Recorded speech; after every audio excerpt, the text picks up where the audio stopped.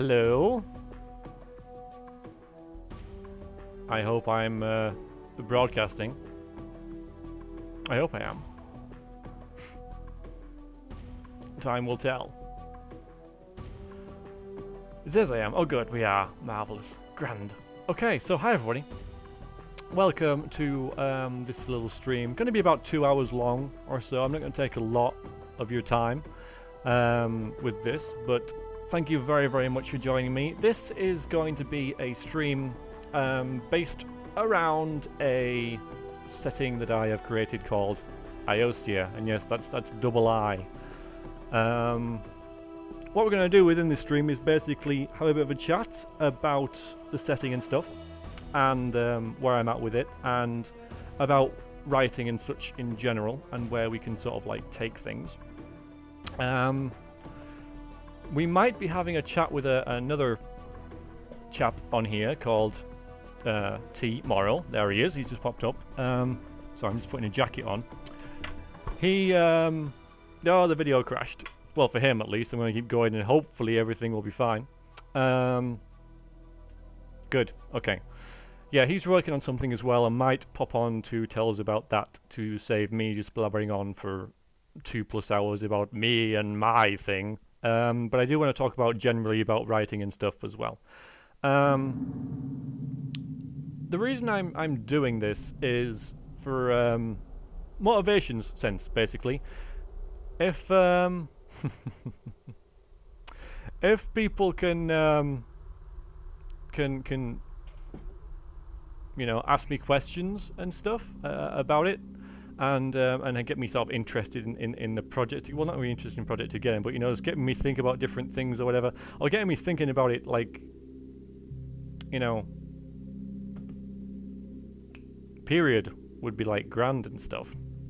Because you know, it just gets me like in the vibe of things again, because I've been a bit of a low ebb these past couple of days, and that's why I'm doing this. This will be, yes, evil, this will be uploaded onto my Iiosia channel.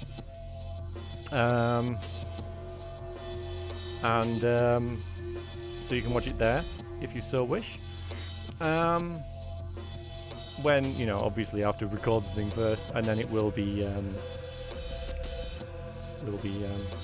uploaded to YouTube. Twisted Fates. Okay, well, Darkness Dawns is a new story that I'm working on now, and that's basically why I'm here. Twisted Fates is sort of well, Twisted Fates as a prelude is sort of done. We're going to sort of like what I've done so far. Well, now actually, really. Over the past couple of days, past couple of weeks, sorry, been pretty busy, done pretty well. I've written a story about Variax.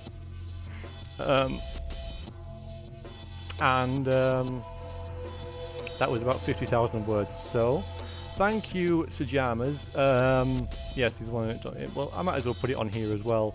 If we go into writings on Iiosia.com, we can see that's the boy. There we are.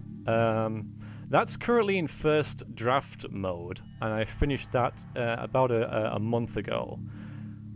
Several people have read it, so thank you very much to those who have. Irok has, and Dagaz, I believe, you're sort of halfway through it, and it seems like Sajamas has read it as well, so thank you very much for all of you who have actually read it. Both Pison, both. Zion, there we go, Zion. I got there. And yes, it's both. Tabletop game as well. So it's a world yeah, it's both. It's all of them. It's a series of books as well, a series of log stories and stuff.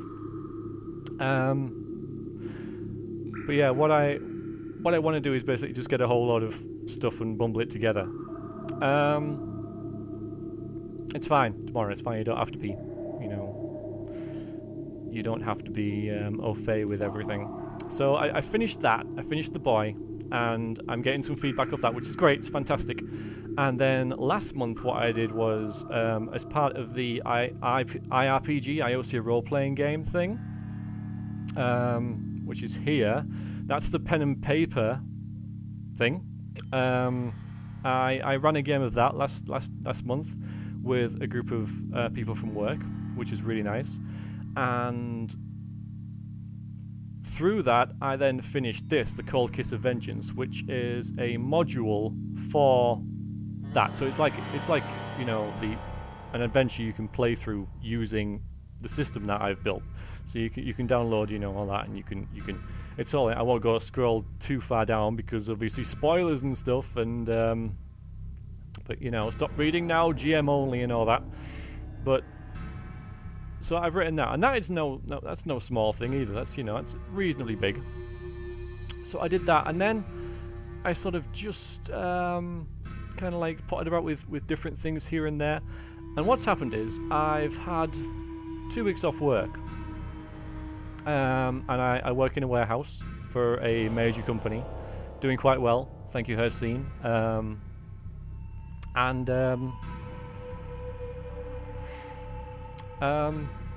What was I saying? I've taken 2 weeks off work. Initially it was maybe going to be something else, but it turned out that it didn't pull through.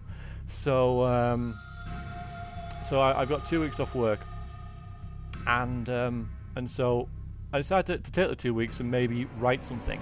So having finished The Boy, I started to do this other story that I've been working on, called Darkness Dawns, which is incomplete. And this is a story that's really just been like this pink elephant for me for a long time. It's really annoying in the fact that I don't know what I want it to be, and we'll get into this later when I actually start talking about it, you know, specifically. But that's basically where I am, and so I've been struggling with this, and the past sort of 2 or 3 days have been like terrible in terms of writing wise.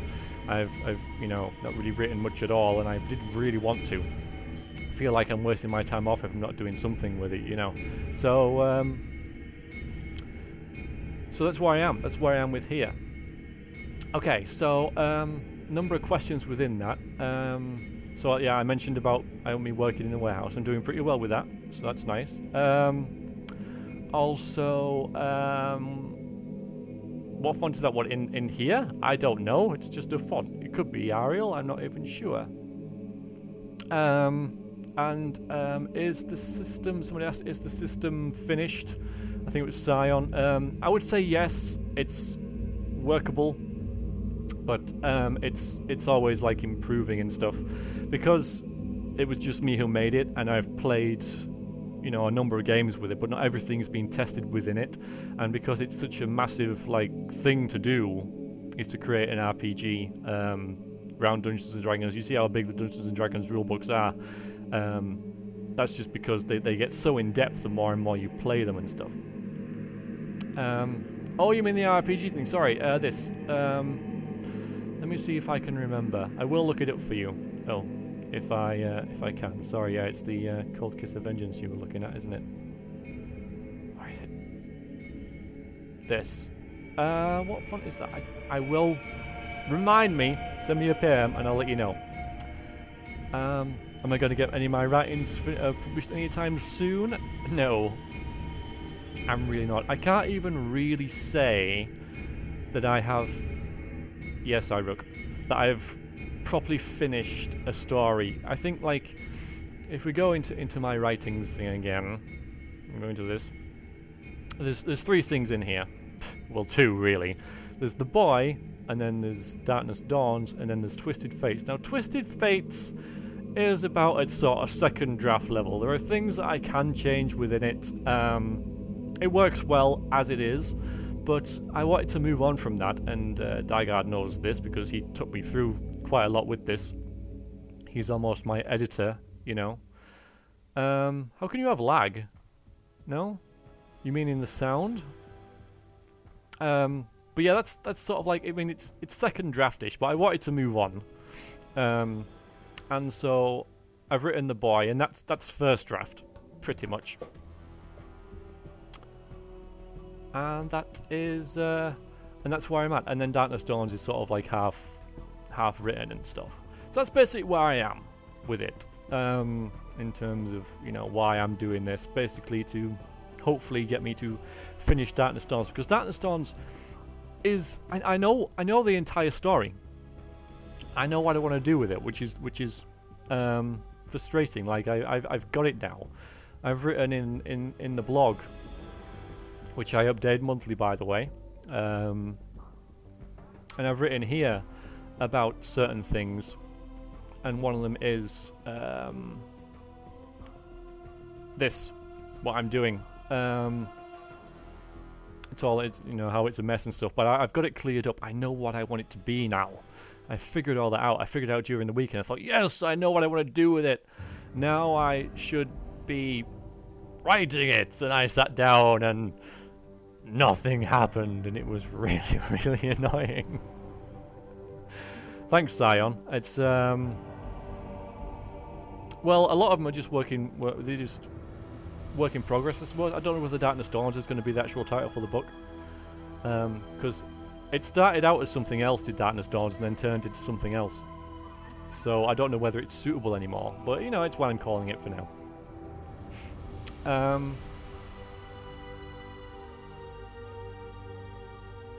Off the normal stream. Well, Ghost, if you do insist on living in the ether, that's fine. Do I aim to differentiate my approach from existing role-playing systems? And if so, what are you aiming for? Oh, that's scary. That's scary. That's a scary question, man. What I've tried to do with IRPG, really, yes, it is a very good thing, Sajamas. It is.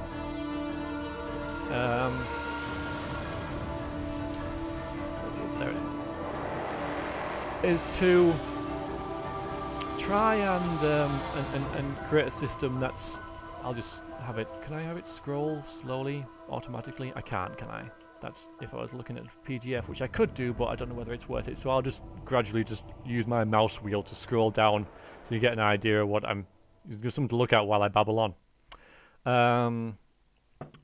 So what I wanted to do with this was create a system that was relatively simple in itself. All the mechanics work in pretty much the same way, from combat to casting spells and everything. It all works, in a pretty sort of similar way. So hopefully it should be quite easy to pick up, but yet is flexible enough and diverse enough to have, appeal to people with more experience of RPGs. Because I wanted it to be sort of like work for both. And I do kind of like the system because you can layer on top of it. So that's what the Game Master's Tome does. Is it adds a load of optional rules that you can add. So, like, you can add stuff like weather. You can add. Let's have a look. What can you add? You can add, refined archery, different move and stuff. Basically, extra injuries and eating and starvation, and extra combat movements and stuff like that. Glancing strikes and guarding and all that stuff. You can add it on top of it, but you don't have to use it. Hi, Duke. Hi, Duke. How much has changed since we played? I imagine quite a lot, Duke, although it should still be pretty similar. A couple of people have played this, not just with me. I've had feedback from other people who have emailed me, and they've been quite complimentary, to be honest with you, about the way the system works and everything. It's more suited to smaller campaigns of maybe 5 or so games, and then you sort of you might start again or go into another game or something. I don't think it's really built for a really long, drawn-out game that would last years and years and years. It's more of a casual sort of, role-playing thing.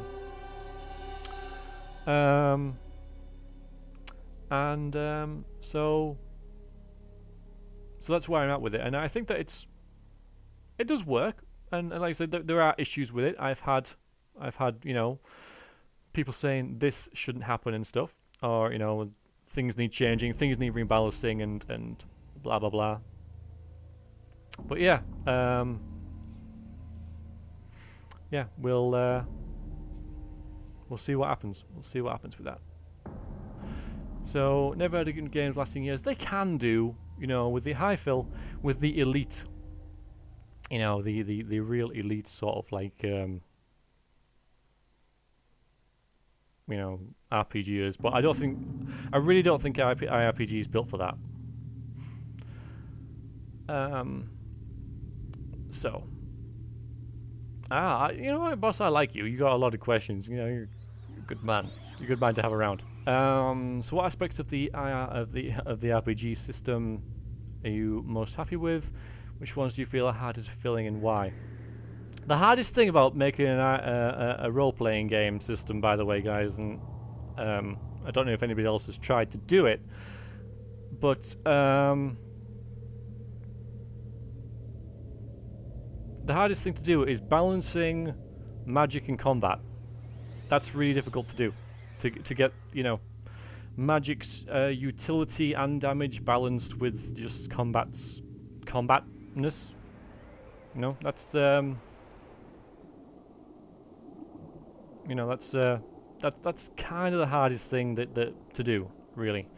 Apart from that, I'm pretty happy with everything. You know, all in all, I mean, there are little things here and there. I'm not too happy with the way spears work or slings, but they're all quite easy to change and mix about and stuff. So I'm not too concerned about that. The hardest thing to do was to balance them, and I think that more or less it's okay now. You can be anything you want, Tinter. Verex the Ghost. I'll get to your question in a bit, but Hi Harry. You can be anything you want. I mean, I've built it kind of like, if you think about an Elder Scrollsy sort of thing. You can be any sort of character that you want. So there are 4 main stats within the game. There are, in fact, no, it's gone. I've closed it. Oh, wait a minute. There we go. If we get to the character sheet, I'll show you. There are 4 main stats: strength, agility, willpower, and intellect. Strength, you know, most of them pretty obvious. Willpower does magic. That's pretty much it. And intellect stuff like remembering stuff, spotting stuff, talking to people, blah blah blah. And then within that you get skills. So and with very, very few exceptions, any race can have any number of skills and stuff. Now, races obviously defined for their physical attributes have, you know, certain advantages in certain areas. For example, a big troll Grelkin thing. I have trolls in my universe, and they're big hulking things. They're obviously really strong, but there's nothing stopping one of them trying to be a thief, which is obviously agility based if they want to. If they want to. So you can be a gunslinging wizard thief if you want, yes. But the more you diversify, obviously not with guns, you might want to try, you know, hand crossbows or something. Obviously, the weaker you get in, you know, your master of all trades sort of thing, you know. So it's like dual casting basically, except you can do it over a much wider area. So you can cast a few spells, you can use a sword, you can wear armor, and you can trick people by talking to them. But you have to balance it out, you know. The computer game, Mal, I don't think is a thing anymore.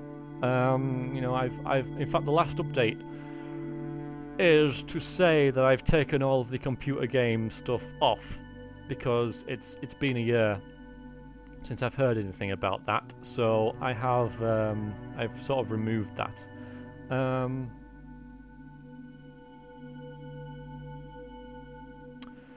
It was, I don't know whose fault it was really, but there was 3 people really sort of like involved with it. There was myself, obviously, with the lore and everything. There was Zhao, who's this who's a Swedish guy who I have, you know, a lot of time for, and Airsofter, who again I have a lot of time for him, and I've worked with him on Let's Plays and stuff. I played Trine 2 with him. But I didn't really hear anything from them, because the last thing that we did was over a year ago. I sent them a, not a large document, but a document about the game, pretty much. And sort of like how I saw the plot going, and how I saw some of the scenes panning out and everything. And I even made some of the settings in Minecraft, and sort of like, because it was the only way I could have really visualize, you know, how to do it, because I can't draw, so I made it in Minecraft in creative mode, and I put pictures on it and stuff, and saying, right, I think that, you know, the character should go here, and then this should happen, and then, you know, this is the story that I see it. And I didn't hear anything back from either of them at all. So you know, that was that sort of thing, you know. And that was I left it a year, which is quite a long time, and you know, I don't like blame anyone for it. I don't begrudge them in any way. Things you know, things just happen in real life. You know, you lose interest in certain things and everything. A bit like the map, actually, and I'll show you the map because the map does deserve a special mention. There we are. The map was created... No, not the pen and paper squid, a possible video game project that sadly didn't happen. Actually, before I go on to different things, I'll just wait and see if there's any questions about the last thing I talked about, because there is a bit of chat lag, so I'm just going to wait before we get into the map. Though it's relatively a short section, this, but I just want to talk about it a little bit, because it's kind of things. Try to make him again once when I got some... So yeah. Okay, I don't think there's much going on about that, but the map is semi-connected with that, because the map is freaking awesome. It's absolutely brilliant. You know, it's top-notch, absolutely, you know, brilliant quality, freaking amazing. You know, and it was drawn by an artist who it suddenly just appeared in my it suddenly just appeared in my inbox one day. That's the word I'm looking for. And and it was fantastic. You know, it was like, wow, look at it. The only problem is with it that the person who made it, I haven't really stayed in touch with, because I had some little alterations to make here and there and whatever, and I got in touch with her, and, you know, can you do this and that? And she was like, yeah, no problem. But she didn't do it, and that's, again, she's got no obligation to at all, because she made this whole damn thing and it was absolutely amazing. But you know, I was kind of stuck with it as is, so I've had to edit it myself, which I've been doing, so I can change names and areas and add things, because things are being added all the time, you know. But again, that's another little thing where you involve other people, or other people get involved, is that they can drift off, you know, and wander off. It's a shame, but it happens, because that's just the nature of the internet and people doing stuff for free. And you know, I take what I can get, basically. And that map is absolutely amazing. We're actually listening to a musician called Grand Elemental, and he has done some music for Iiosia as well, which is very nice. Again, completely off his own back, just made this out from scratch, and superb. Let me just have a quick look and see. This is actually the Variax theme for my channel a little while back.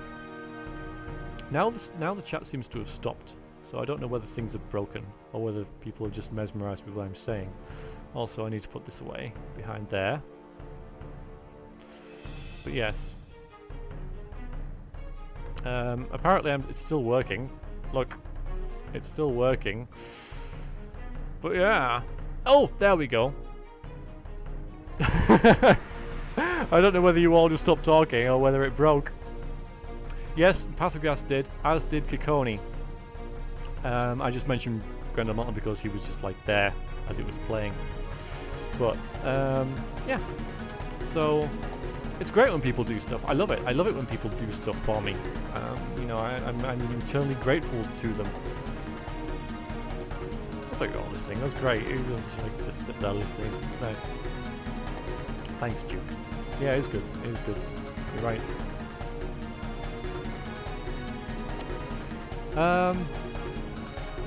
So and there it goes. Yeah.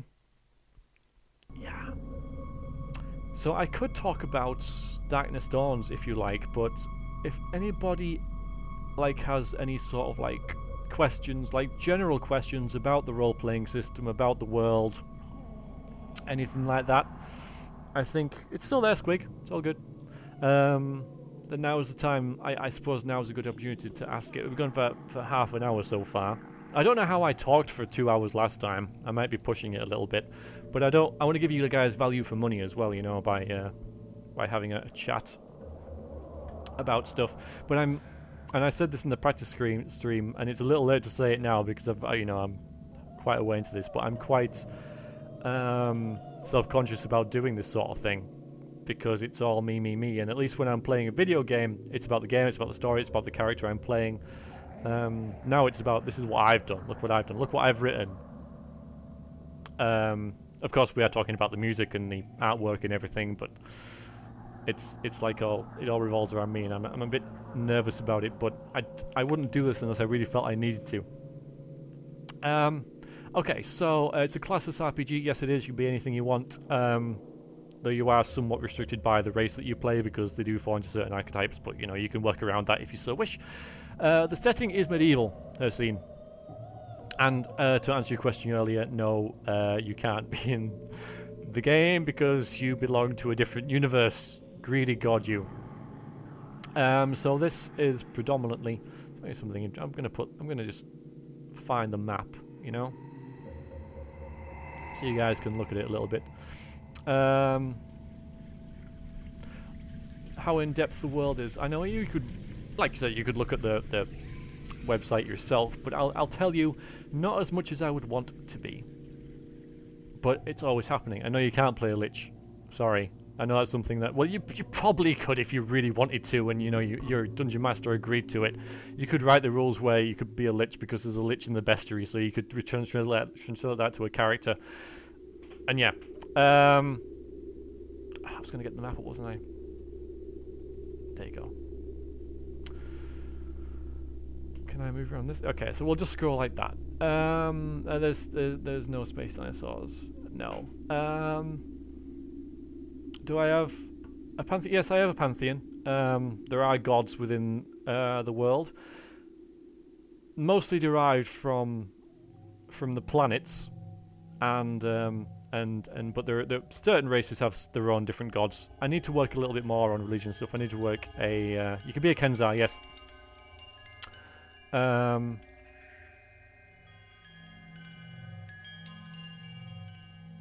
I keep losing my train of thought because I keep spotting things on the map and I'm like, oh, you need to write about that, or I need to fix that, you know, and it's so.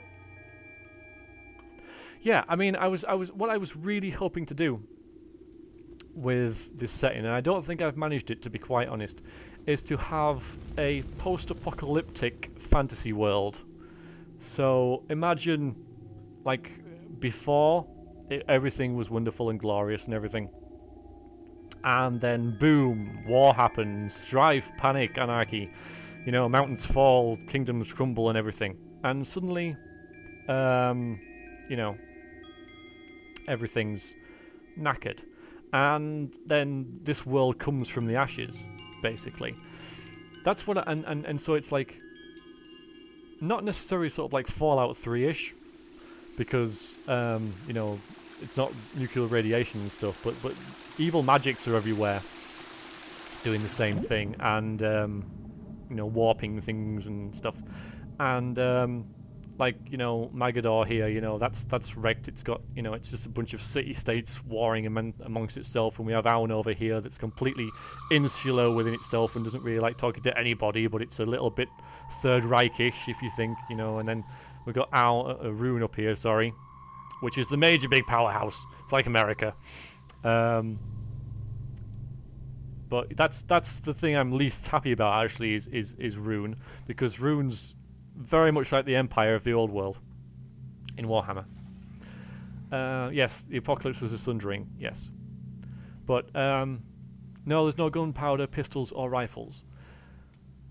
And yeah, like Romans, like Verex the Ghost, because before Iiosia, you know, there was a race called the Iiosia, who still exist, and they're the ones who were looking into the stars and stuff and the planets. You know, they were very sort of like, they were great mages, but they're also into science and stuff like that.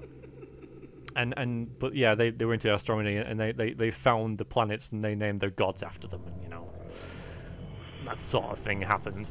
And because the Iiosia were quite clever people, when they discovered humans, they helped humans harness like technologies and stuff, and they taught them how to farm and how to make tools and everything, and how to become mages in certain cases. And so the humans took on their gods. So there you go. What else is people saying? The werewolves? You know what, Hercene? I don't like werewolves. I don't like it. I don't like them. I don't know why, but I don't like werewolves. I like vampires, but I don't like werewolves. I don't know why, but I'm just sort of like anti-werewolfish. Wolfish-ish. I don't like them. And yes, the halflings who became mutated indeed. Up here, yeah, it's nice to have this sort of like audio cue, this visual cue, the Outlands, where I don't hate you, Hercene. I don't. Just like the Dwemer? Well, I don't know if it's like the Dwemer, to be honest with you, because I don't know much about Elder Scrolls lore. Because, I mean, the Aetia haven't disappeared, they're still around. But their society was completely wrecked. Their kingdom was messed up. And so, you know, they don't really have a society anymore. They're not really nomadic, but they're all scattered about everywhere, you know. Yes, Sajamas, there is. Let's have a look about the wiki, because, you know, the wiki's there, I might as well use it. If you go into the world of Iiosia and then look at timelines and eras and stuff, there they are. So the main one is pretty much the Iiosia timeline, which will give you everything major that happens within the Iiosia era. But as you can see, there's 3 eras, and so we have the Age of Wonder, and then Iiosia, and then Alderaan. So, you know, it's all part of a big plan sort of thing.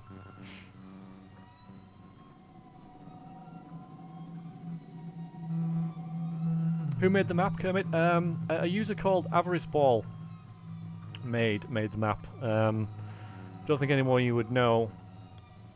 If you go onto, let's see, developer notes. Sorry, links and thanks.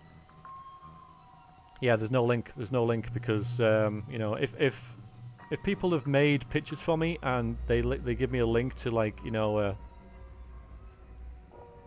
a blog or a what's that site? What's the site where people upload pictures to? That's really annoying. If they have one of those, I'll link it to them here. But you know, she didn't have anything, so I don't know who she is. Can I make an Easter egg reference? Kind of. Yes. Villafruit. It's basically talking about the law and about writing as well. We got into writing a little bit. If people deviant art, that's it, thank you. Yeah, thank you. But yeah, I mean, we're just talking about stuff to do with this, and you know, hopefully it will inspire myself and other people to write on their projects, because there's a lot of people out there with stories and stuff. And I understand that hearing me talk about mine not only helps me, but it helps them as well, because they're fueled by, yeah, you know, it's deviant art. Okay, it's deviant art. That's what I was thinking of.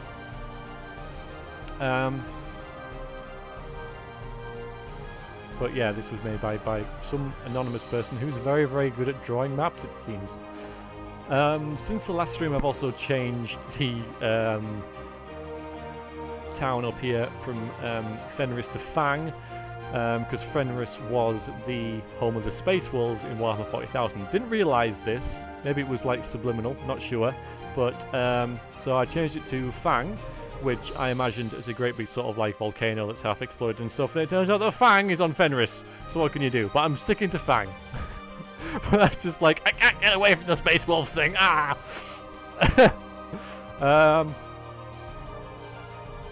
So, this is my creation, yes. Can I talk about other people working on it? Well, I talk about other people contributing, but I created everything, apart from obviously music. Like artwork and such, I had, you know, I describe what people want, and they drew it and everything. And the map I'd actually put out before in developer notes.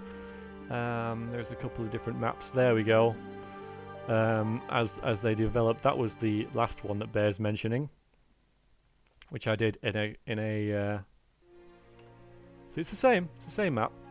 It's just I did it in a program called Campaign Cartographer, and Avarice just took it and turned it into the other thing.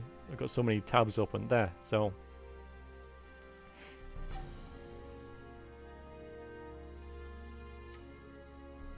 That's Aslam.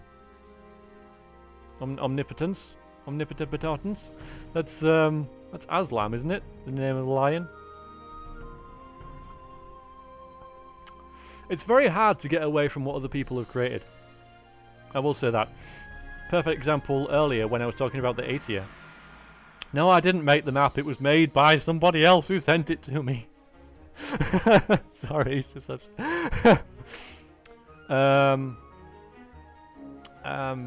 Yeah, it was made by somebody else who sent it to me.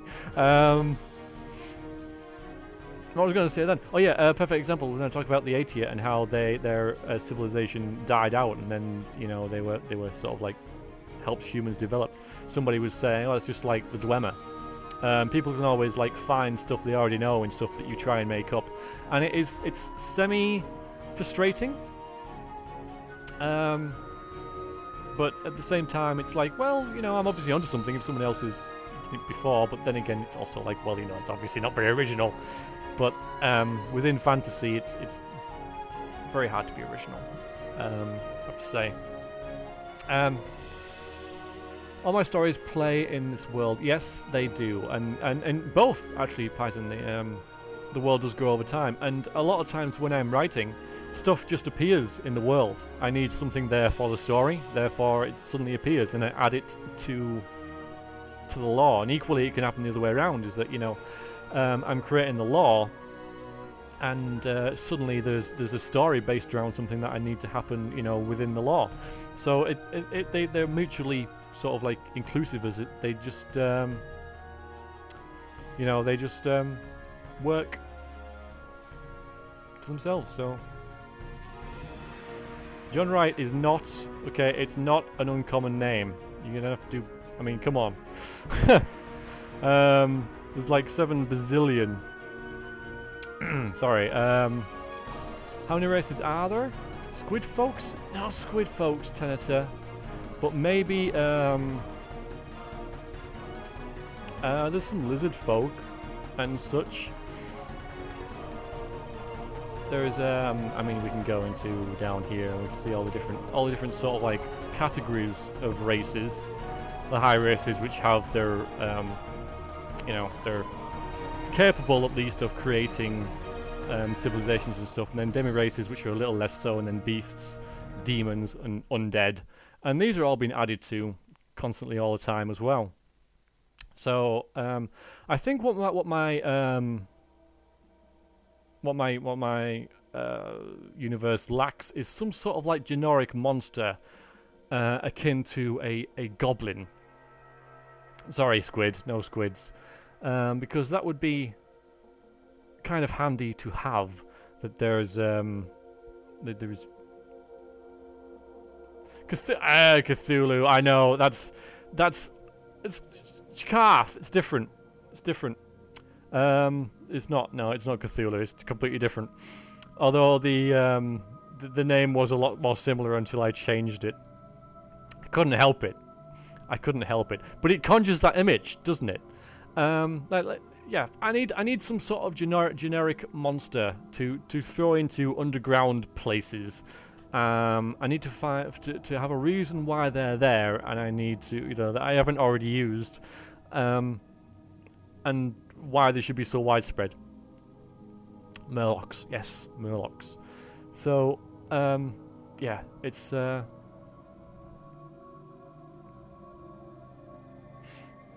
yeah, generic monster. I mean, it's kind of ironic that I'm missing the one, one of the most basic things.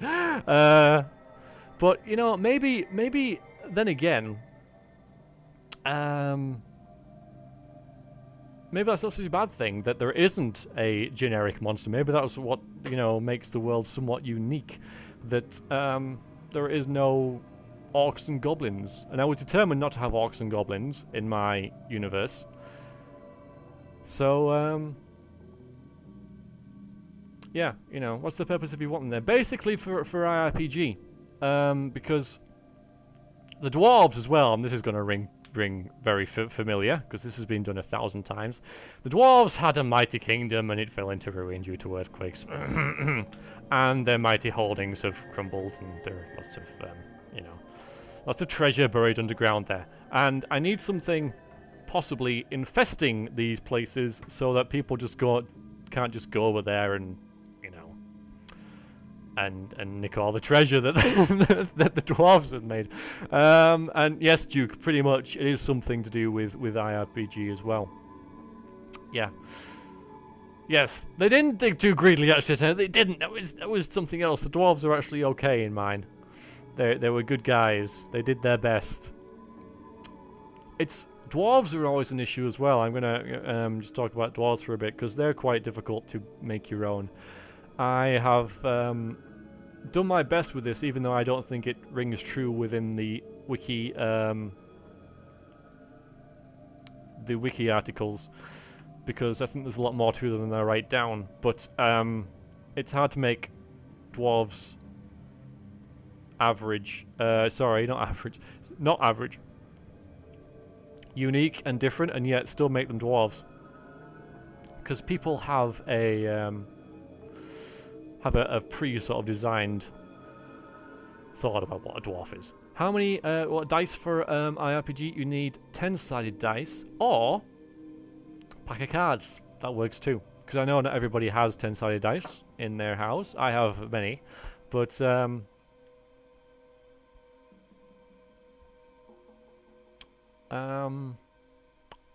yeah, you can use a pack of cards for it, and you know, and just, you know, 1 to 10, or, you know, ace to 10 or whatever. Oh, a type of bug. Actually, that's a really good idea. Right, I'm stealing that. Okay, thank you. I'm going to write that down. Some sort of bug. Yes, I like that. Thank you very much. Oh, it's going to make me millions. A bug. There you go. B-U-G. Excellent. Fantastic. Thank you very much. Tylarius7. Thank you very much. Because that could be quite nice, actually. Something that spawned within the darkness. From something else. I'll work on it, but yeah, that's actually quite a nice idea. It's something not so intelligent as goblins, but something that's, you know, I'll get there. How one-shot friendly do you think this game is? Well, hopefully, Slasher, quite one-shot friendly. I'm hoping so. I'm hoping it is. In the, oh god, where is it? Is that, no, that's not it. In the rules, let me just, I know you can't read this. The actual, yeah, never mind. Don't know what I was going to say there, but there's not many rules within the rules. It's all about making characters and equipping characters. There's maybe 20 pages of rules. Mostly to do with combat and such, and there's skill lists as well. So hopefully, and that's what I sort of hoped, hopefully it's not so difficult to run. I mean, if you do try and run it and have problems doing it, please tell me. Please let me know. I'm thinking about doing some sort of quick guide, you know, as well, because the rulebook's obviously quite hefty, but it being a rulebook and all. But, yeah. Have I thought about adding werewolves? You know what? I don't know about werewolves, man. Oh, werewolves. Ishk. How many years have I worked on Iiosia? Well, on and off, far too many. And I'm ashamed to say this. I am kind of ashamed to say it, but over 10. Because it's... But I haven't worked on it wholly for that time. I've had years off from it, you know, and then come back to it and stuff. And it's only semi-recently, over the past, you know, 1-2 years-ish, that I've decided to sort of like say, right, I'm going to make this sort of like a semi-permanent hobby and stuff. So that's what I've been trying to do. What's the worst type of bug? Yeah, a spider. I've got spiders though. They're X. Of course, no, technically, spiders are bugs. Arachnids different. But yeah, werewolves. I'm not happy with something. I don't know what I was going to say. I need to put a light on. It's getting a bit dark. Nights are pulling in, by the way, guys. Nights are pulling in.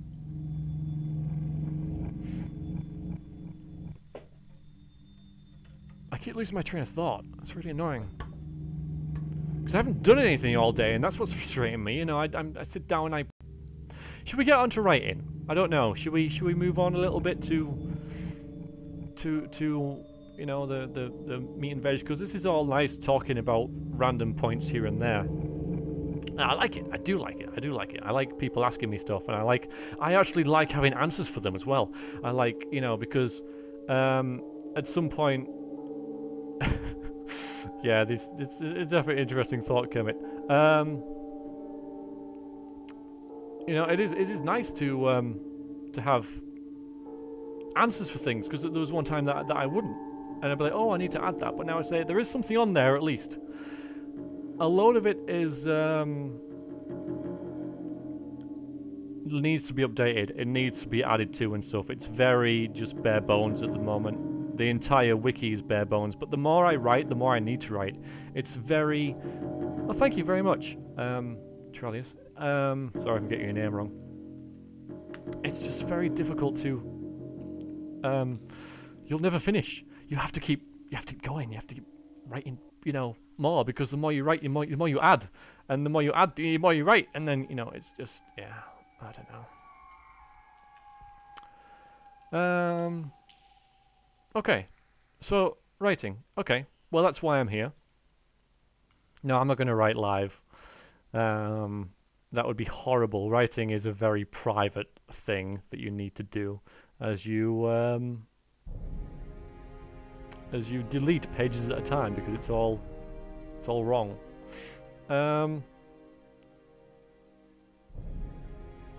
I'd like to know about the regions and their climate, how you organized it. I'm going to cover this a little bit, but then we're going to move on to writing, okay? So I'll make that last question for now, Mr. Morrow, tomorrow, because that was a tough part for you. Okay. Well, if we get back to the map, let's have a look at the map. Could we reduce it a little bit, or is that it? Is that reduced? That's. I'm sure I can make it smaller than that. Actually, as well. Hang on.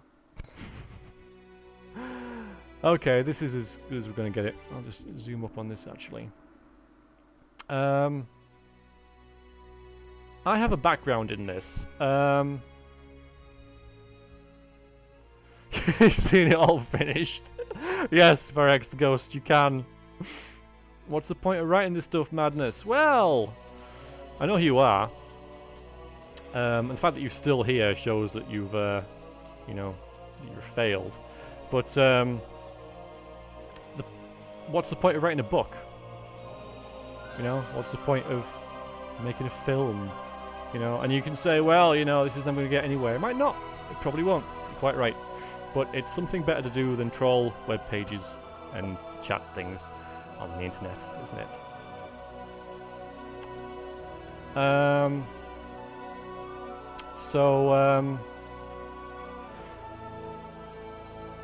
wouldn't want to live in my world. My world's a horrible place. So, I have a background in this. I have, I did a degree in environmental science. No, you don't have my home address, and you're an idiot. And even if you did, I'm shrugging. I am seriously shrugging. You're not scary. You're not scary.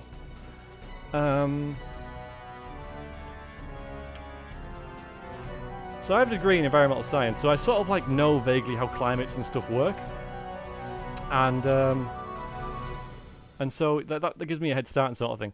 When I originally made Iiosia, I made it too big. I made it as big as Earth, and it was way too big, and I couldn't do it all.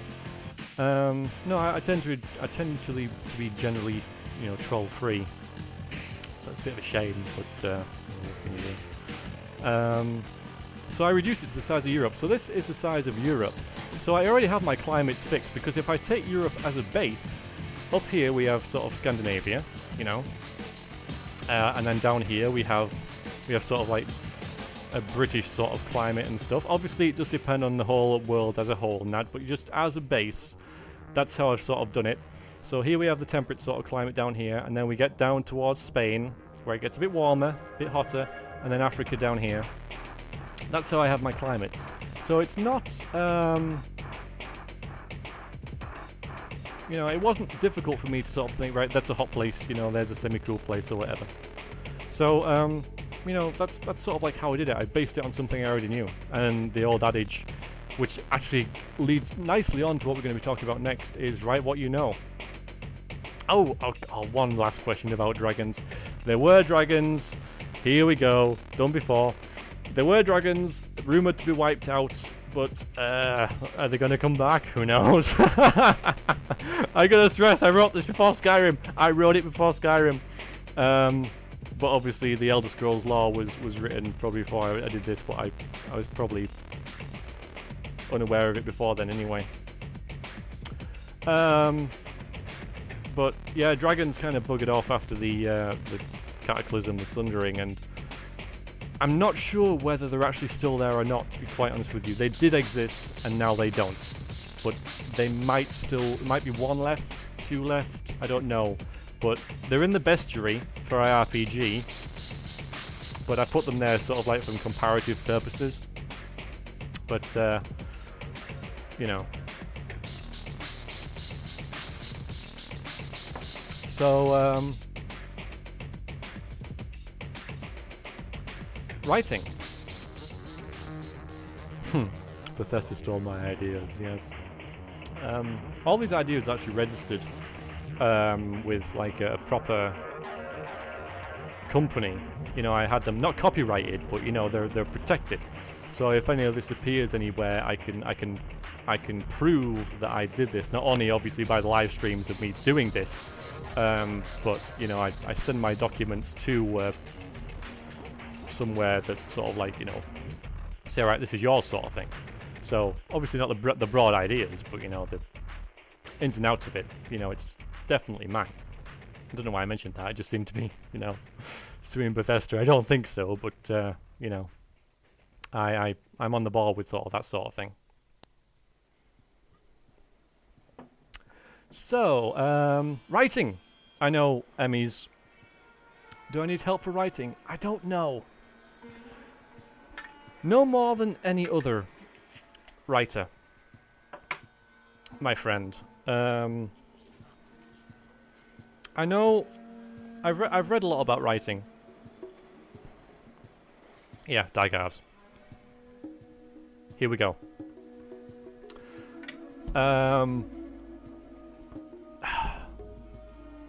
So I don't know if you were here at the start, diegarbs, but after writing The Boy, I wrote a pretty long module for IRPG after running a game, and I have a bit of time off work now, so I wanted to use that to work on something else, and it's too soon to work on The Boy, so I have this other story here. Oh, now I've zoomed in. Oh god, there I think. Which is Darkness Dawns. Now, I've written about Darkness Dawns in the blog, and basically what I said a couple of days ago was that Darkness Dawns is an old story, an old story of mine. Yes, it will be going on the YouTube channel. Just let me talk about this for a while. I'm not, because I don't want to be interrupted during my thought process about this, I'm not going to be reading the chat too much, because I just want to get my thoughts in order here about what this story is and where it's come from and everything. It's not really like a epic tale or anything, but I just need to get it concise, you know? So this is a story that I wrote a long time ago, and it was a simple, nice little story. And I started turning it into something else. When I came back to it, because I always come back to my stories after a couple of years, and I think I can change that and do that and whatever. Mostly because the world they're set on changes, so if I wanted to upload them, I have to alter certain things within them. Like, you know, races disappear and place names alter and everything. And in changing that, I change other stuff as well. It's inevitable, apparently. So I started rewriting it. And got halfway through with that, and then I started rewriting it again, and I don't know whether I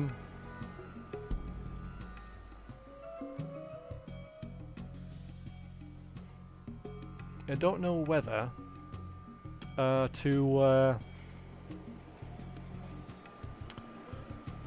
what I want it to be. Well, I didn't know whether what I wanted it to be, because it could have been a very simple little story about a city being attacked by demons and people go and help and it's over, or it could have been a step further and it could have maybe led on to something else. And I had two versions of the same story that were these sort of things, and I wasn't sure what to do with it. I didn't know where to go with it, you know. So So I bought a program,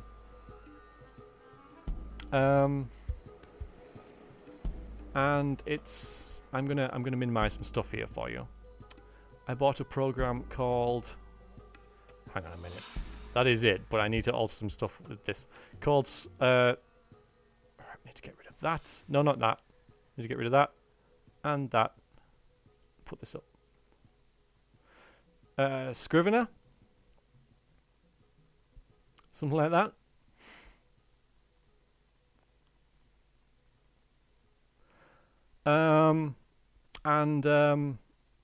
This is a really nice story. This is a really nice. This sucks, by the way. Don't read this. This sucks. This is all work in progress. So Scrivener.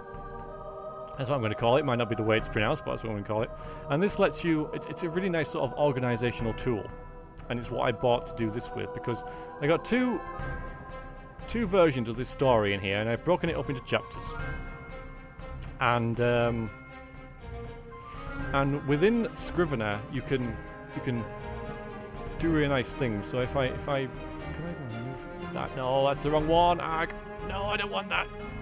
Oh, hang on. I can do this. I can do this. Okay, so within this, you can create notes and stuff on certain chapters, and you can move the chapters around within the document, and you know, you can view it just as post-it notes and stuff like that. It's a really nice. Remove the silly volcano. Yes, there was a silly volcano. I removed the silly volcano because it was a silly idea. No, it was a silly. Hi, Bigathy. It was a very silly volcano. Scrivener. I will actually link it in the chat because I do have it bookmarked. Because I bought this, and I've pretty much decided that I was going to do the more complex story, and take it the step up. Spoilers. And so I shoved it all into here, and I've organized it, and this is the finished article. This is the order I want everything to be in, and so I'm like, yes! You know, this took a couple of days for me, you know, just like, obviously not the continuous work, but, you know, this is a couple hours of me just switching things here and there, and I had to read everything again, you know. And so I've shoved it all in here, and this is the final version that I want, so, you know, I can minimize these now, and this is the order I want to put it in. And I've even got, like, you know, I've only got this to write, and then I've got it all planned out. It's all, I know what I want. I know what I want to do. And so I thought, right, well, I need to change a few things. So I go back to this, and I start writing, and then I get here, and then I'm just there.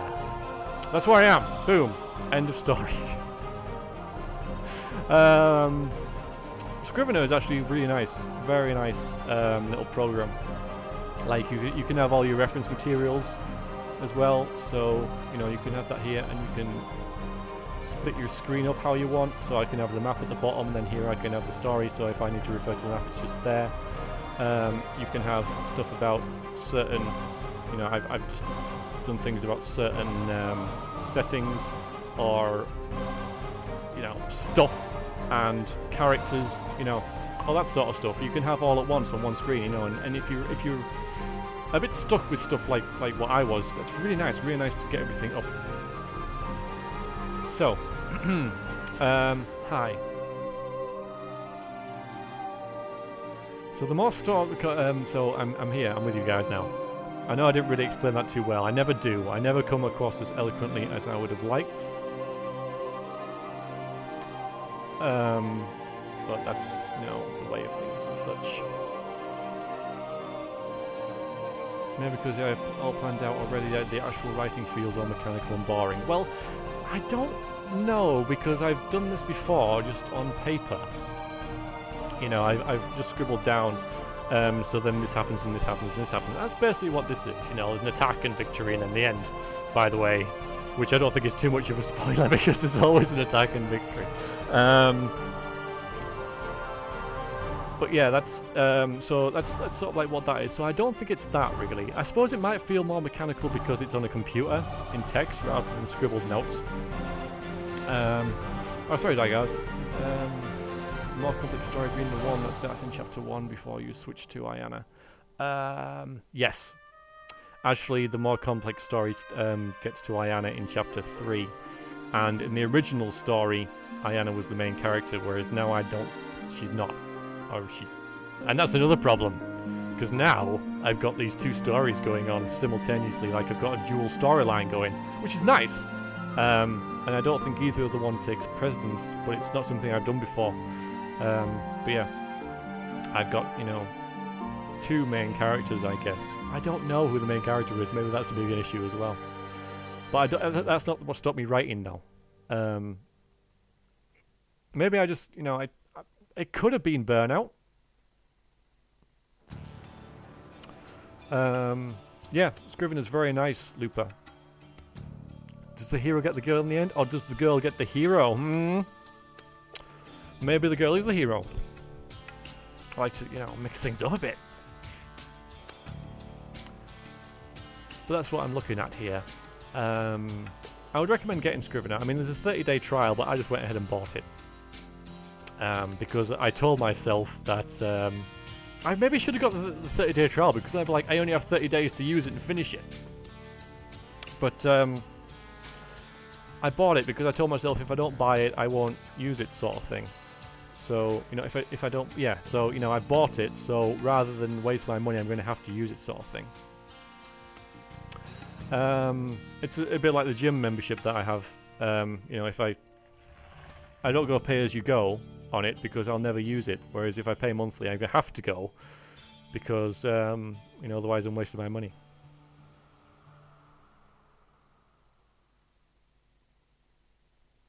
I know, Digavs. It's something that I freaking do. I actually haven't any plans to change the Iiosia story that much at all. It's other little bits and bobs. That I you know, I haven't really touched the Iiosia side of it. I guess you're talking about the bits that I've uploaded to the website already, with Darkness Dawns, but because otherwise I don't know how you could have read it. That's kind of creepy. Yes, Hillsder, I have worked on it. I've worked on it for a long time, and it is a good job, and I do like it. And people think, like, you know, warehousing, meh, but it's with a very good company, and it's a damn good job, and I'm good at it. So I'm moving up in the world there. So my outside, you know, career is fine, and my work's dandy, you know, and I'm blessed that I do like my job. I'm going a bit of a tangent here, but I guess that would really help in life, that I enjoy my work and enjoy my job, and I get a lot of satisfaction out of it. Anyway, sorry. How much of the story have you written? No, that's what happens with me, Kermit. It's very strange, because often the beginning is really hard. Helps to write down a few paragraphs. But this is all there. The blacksmith and Xanth and stuff, all this is there. It's all written. It's only, and the trial and the pit are especially good, I think. But then I get, you know, these 4, and the ending's not, you know, the ending is always a pleasure to write the ending, the very, very end. There's only this climax bit here. That's all there is. For first draft wise, apart from obviously rewriting everything, which I goddamn have to do, and it you know, and it was a road story, a travel story. But yeah, it's just, I think that it's a major issue for me that I go back and change stuff, and that's because the world's constantly changing as well. So, like I say, remove the silly volcano. I had to go and remove the silly volcano, and I couldn't just, and I wish I had, I couldn't just go and move the silly volcano, and then start writing about the plan. Couldn't do it. Had to start from the beginning again. Yeah, it's really strange. Just had to start at the beginning again. Just go all the way through it again, and I never even got started with it, and I panicked, and I decided to do the stream.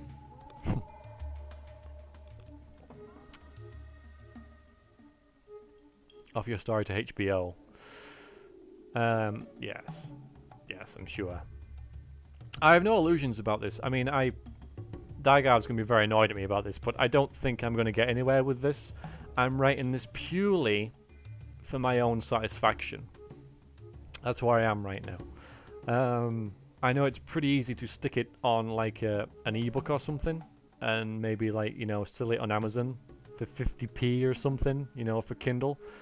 I don't know whether I could do that, or I know how that works, sort of thing.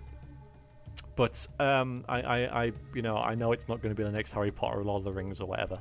So I'm very, I want to say casual with it, but I have my own, I'm my own judge with it, and I'm not happy with it, so I got to redo it all. So it's kind of annoying because I don't write as casually as I used to. No, I didn't. There was a plot device that I needed the volcano for, and I didn't need it anymore because I changed stuff within the story, because it was a very, things like that bug me. I can't really go into detail with it. Well, I can, I suppose, basically, because it's not a major story. The things that are attacking this city can't come out during the day. They're a little bit like vampires. So my problem then is, of course, if the city's been attacked, why don't the people just leave during the day? And so I thought, well, if there's a volcano spewing ash into the air, dampening the sun. But yeah. And then, and as far-fetched as I thought that sounded, I thought, well, these evil things could be making the volcano explode.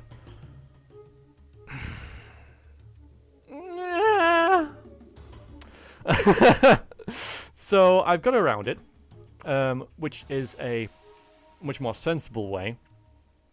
So, but I have no intention of giving up. No, I mean, it's just the thing that, I mean, if this was just like an average sort of work week, and I tried to sit down to write, yeah, it does. It's rubbish. An average work week, and I tried to sit down with this, and it didn't work, you know, and I couldn't write. That'd be fine.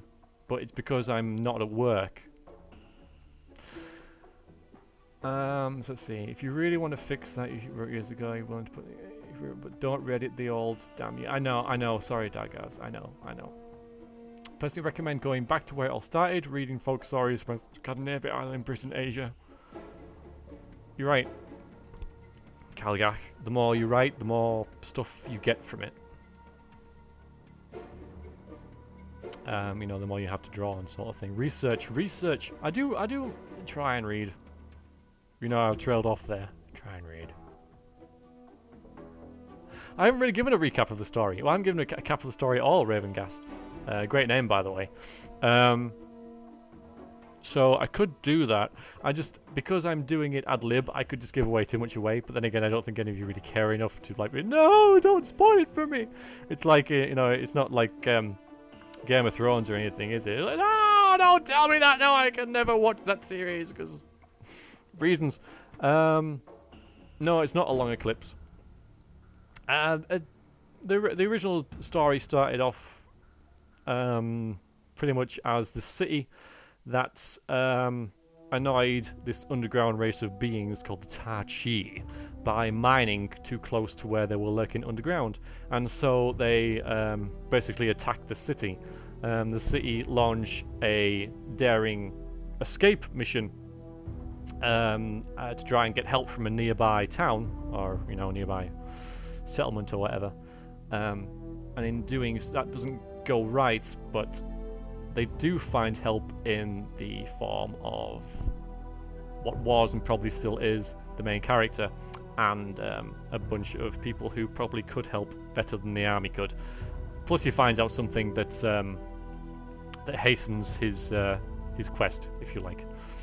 So that was originally what it is. Now it's turned into something else. Now it's turned into a bloody lost hereditary bloodline, and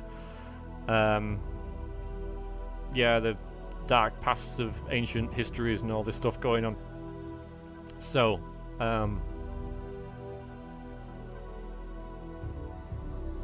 let's not Mr. Ghost. Let's not talk about Game of Thrones at all.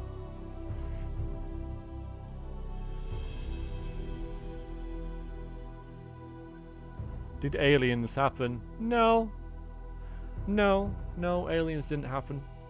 So I guess what I'm just going to have to do is just sit down and get on with this. I am just going to have to, which I knew anyway. Though honestly, when I announced this stream, I sort of like regretted it moments afterwards, thinking, there's better ways to go about this. Although it has been a number of months since we've had one of these streams, and I do hope that it's helping you guys and stuff.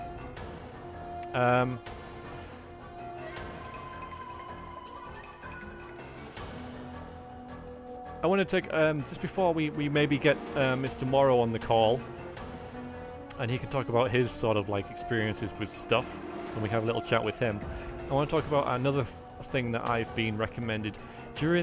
When I was writing The Boy, I was struggling towards the end because I needed a different plot device sort of thing, and I wasn't really sure how things fit together. So I used the good old characters and groups and plot devices things on bits of paper, and I sort of like spread them around and put them into groups and stuff. And that worked really well. It actually, solved the issue for me, and that was right towards the end of the first draft as well. And since talking about that, I've been recommended this program here, which I'll pull up. It's called Xmind, and I'll just wait for it to start. And basically, it just does that, though it's a little more elaborate. I don't know, like, I'll just open the thing that I was messing around with. I don't know whether I'll be using it too much because I think it's a little bit too elaborate for what it does, but it lets you create a mind map. So I was just messing about creating basically what is essentially a site map for the website here. And you can just add certain things here and there, and join stuff up like that, you see. And it just lets you organize your ideas and such. So I wanted to put that up. Xmind. I haven't got a link for it, but if you it's free. It's free. So if you want to, organize your ideas in that sort of way, it's quite a simple project program to use, and I'm sure I've only touched the, tip of the iceberg with it and all. But yes, you can do much the same as this with bits of card, like I did before. But this just, if you want to keep everything on your computer and stuff, then it's a, it's a program that lets you do that, pretty easy. It's quite easy to use. I mean, I could use it pretty much straight away. All you do is you just right-click and add certain things or whatever. Floating topic there, and then you name it, and then you can join it up with certain things, and so it works. It works quite simply.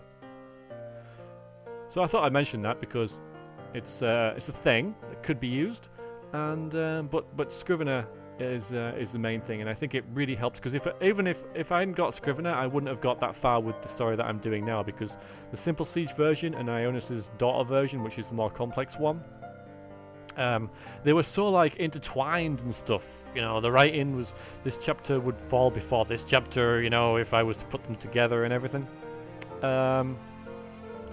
So, you know, this works really well, and you can do loads with it, absolutely loads with this, and obviously add notes on your characters, and everything's in one place. And I think this is a really nice tool to have.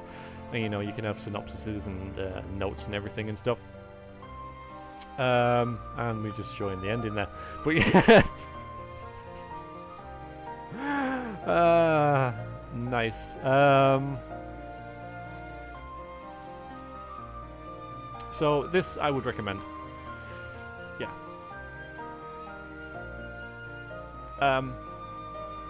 Anyone have any questions? Any questions at all with things? I don't know. I feel like this this stream's somewhat lacking something, and I'm not sure what. Or maybe it's just me. You know, because it's not what I normally do. I'm not used to doing stuff like this. You know, it's kind of awkward. I'm not, you know, I don't know. Bye, Squid.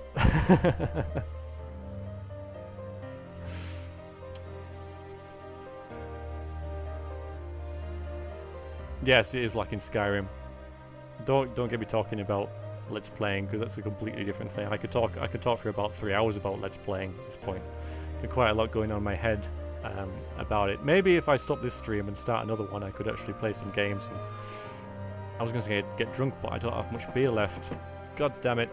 I do plan on having a drinking stream, or, you know, just a stream of hang out, playing games sort of thing. You know, fancy that at some point during the next week, so that will happen. Have I read any of the Discworld books? I have read one a long time ago. I believe I liked it, but it was so long ago, I can't remember. So...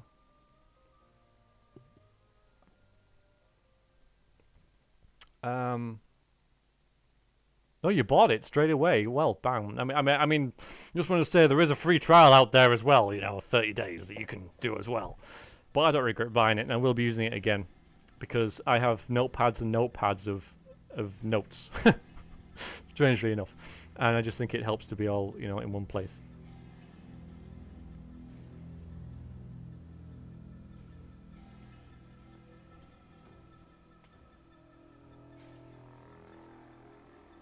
Yeah, I guess so. Omnipotence. Sorry, man. Sorry. Yeah, it's never really been an issue before. I knew it existed, but honestly, I didn't really have a problem with it. So, you know. And the whole me sort of like not updating my address thing wasn't like to protect my my identity or anything. It's only purely because I forgot when I moved. You know, when you move, you don't really think about the web address. You know, it's like, you know, your bank and the phone line, the internet and everything. So, you know, are always going to be stories in what? Sorry, going to be to a single narrative telling an overall story, I suppose. But it's like, you know, do sort of like stories within Earth contribute to the story of Earth? You know, it's that sort of thing. So it's just all amalgamated into one sort of thing, you know. Let me just get back to the other format that we've got. Get rid of that and put that back on, and we'll have, yeah, that sort of thing going. And create a backup. Let's get that back up. There we go.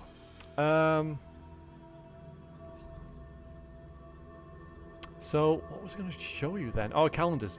Well, calendars is simple. It's only, I simplified it. If I wasn't sure about something, which, you know, especially during like the initial makings of it, sorry, in the world, I simplified it. So I used an Earth calendar, if you like. It's just here. And all I do is 60 minutes an hour, 24 hours a day, 360 days a year, 12 months, 30 days each. Calendar. Boom. Done. And then I just gave them a bunch of random names. So there's that. It was pretty easy to do that, you know. One of the issues was actually because I decided I was going to use a dwarven calendar. And, you know, using dwarven calendars, with that, the runic months, you see, look, Snowside, Frostsaw, Shower Storm, or whatever. These are all temperate months sort of thing. So March is Shower Storm, lots of showers in March, you know. Heat Hearth, June, very hot. So, in doing that, I had to put the dwarves in a temperate area. There was just that little thing that I had to work on, you know, because when I realised that I'd named these, where the dwarves were, because, you know, this is the dwarf month, but this is the actual, sort of the English version of that, if you like. I realised that they were in the wrong area, and every month would be hot. So there would be no snow tide because they live in the equivalent of Spain. So there's stuff like that you got to work out, you know. Yeah. So yeah, you work with what you know, basically, and there was no reason to really mess with anything. And plus, people are familiar with this sort of thing, so it works similar way of Skyrim. I can't, Elder Scrolls. People, you know, like, I can't think of any Elder Scrolls. Hearthfire's one, isn't it? And so you get the idea of what sort of month that is from the sound of it, and I've just basically done the same thing with mine, so Everday and Sunstay and all that. So it's just the sound of it, you get the idea, oh, that must be summer, you know, bud bloom, spring.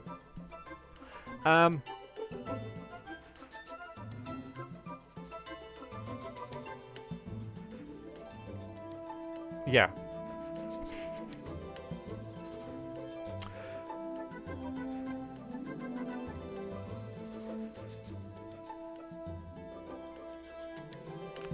Should we get Mr. Morrow on the call then? Nothing to apologise for, Hilster. You haven't done anything.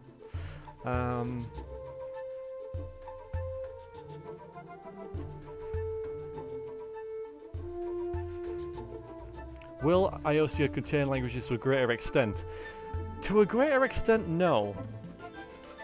They're there. There are languages within it, mostly within IRPG, but they're just like there. It's like there's the dwarven language. There it is. There's dwarves, you know, it's runes and stuff.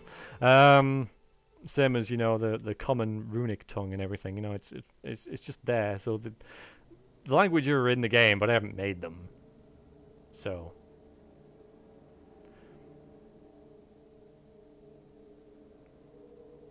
If we are going to get Mr. Morrow on the call, I am going to have to change my sound setup a little bit because of reasons I don't really want to go into. But it wouldn't be an issue.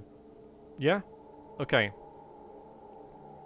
So that's what we'll do. Alright, so I'll just mute my mic for a little bit, and you might hear some crackling and stuff, because I got to sort some stuff out. But mostly for my benefit than yours. Okay, I'll do that now. I won't answer any more questions because otherwise we'll just delay forever, and we'll get him in the call and I'll ask him a bit about his writing and stuff, and he can talk for a bit because I'm a bit knackered, to be honest with you. Sometimes when you're playing a game, the game can speak for itself and you have a bit of a break, but God, I've just been talking for 90 minutes. Okay, so I'll shut up and I'll be back in a second. I'm just going to mute my mic for a little bit.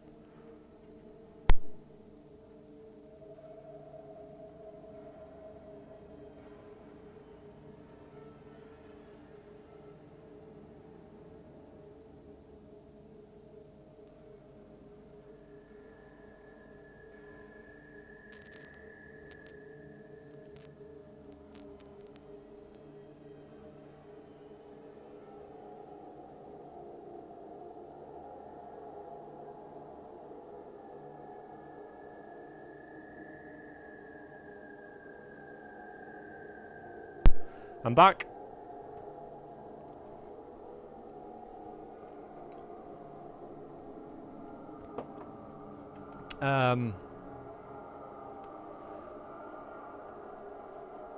Okay, let me know if it's working. And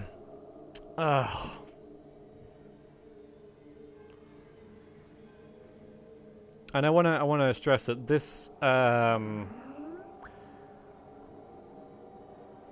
this interview, if you want to call it that, isn't planned. So if you guys have questions for him, please ask them. Because you know, I'm just gonna be a little bit. I don't know. I've never done this before, so it's a bit scary. It's scary, to be honest with you. I don't like it. So, Mr. Morrow, are you ready for me to call? And by the way, once he leaves, because I think it'll only be like maybe 20 minutes, half an hour, if that. You know, I don't want to put a limit on him, but equally I don't want to say, right, talk for an hour. After that, we, you know, I can answer some more questions and stuff if you like. Okay, he's ready, so I'm going to give him a call. Might be some issues with the sound volumes and stuff, as there normally is when I try and get people on Skype, because Skype's a bit weird. So bear with us as we get this sort of sorted. Okay, I'm going to call him now. I'm calling him. Hello? Hey. Hi! Grand. Well, I can hear you. Yes, and it's lagging like, oh my god. Can you hear me? I can hear you. What you... What? If you want to turn the stream off, I can relay messages, you know, to you from them. Stream. Yeah, that too. Yeah, but I'm thinking if it's a stream that might be lagging your Skype call. I don't know. Yeah, perfect. He's very quiet. I thought I Very just. quiet. Yeah, It's cool. It's cool. Yeah, this sort of thing happens. Hang on. I can explain. No, there we go. No, it'll be fixed now. Okay. No, actually, I believe it will be terrible because today I realized that my PC didn't have well, it's not my PC, like my father's PC, didn't have a microphone. So I ran to the nearest Chinese shop and bought a Chinese microphone. You have a lot of Chinese shops in Italy? Oh no, loads of them. They're everywhere. Well, they're cheap, at least. Yes. Okay. Well, good. It works at least. Still a bit I'm quiet. still Okay. quiet. It's all right. It could be slightly louder. Hang on. All right. Well, there. You want me to scream? No, wait a minute. I can fix this. I just need to stop. Let me just get stuff started. Stop. No, don't scream. There are ways of making you louder. I just, you know, have it set up for just me. So. No, because I'm not a screamer, so. No, I don't. I don't very- want to. I don't want to very hear. difficult. I don't want to hear you screaming in my ear. We just have to wait and see. You know, I'm. You know. Yes, I am a ghost voice. Okay, I'm actually dead. Oh. From beyond. You're dead. No, I'm not. Okay, it sounds a bit better. I'll just set it up a little bit more then, and then we should be good for you to talk about your thing. Let me find the right bloody thing. Irox says that the volumes is good. Oh God, I've turned you up now. You're probably just gonna don't talk. You'll break people's headphones. No, that's the wrong way. Okay, that should be about it. Her scene. Okay. So, hello. Hello. Thank you for joining me on this little stream thingy here. I never did this before. I'm so Well, my heart is racing. Like, well, don't worry. Well, why don't you just take it easy? You know, you're among friends, and why don't you just tell us about why you're here and what you're working on? What's your thing, as somebody said.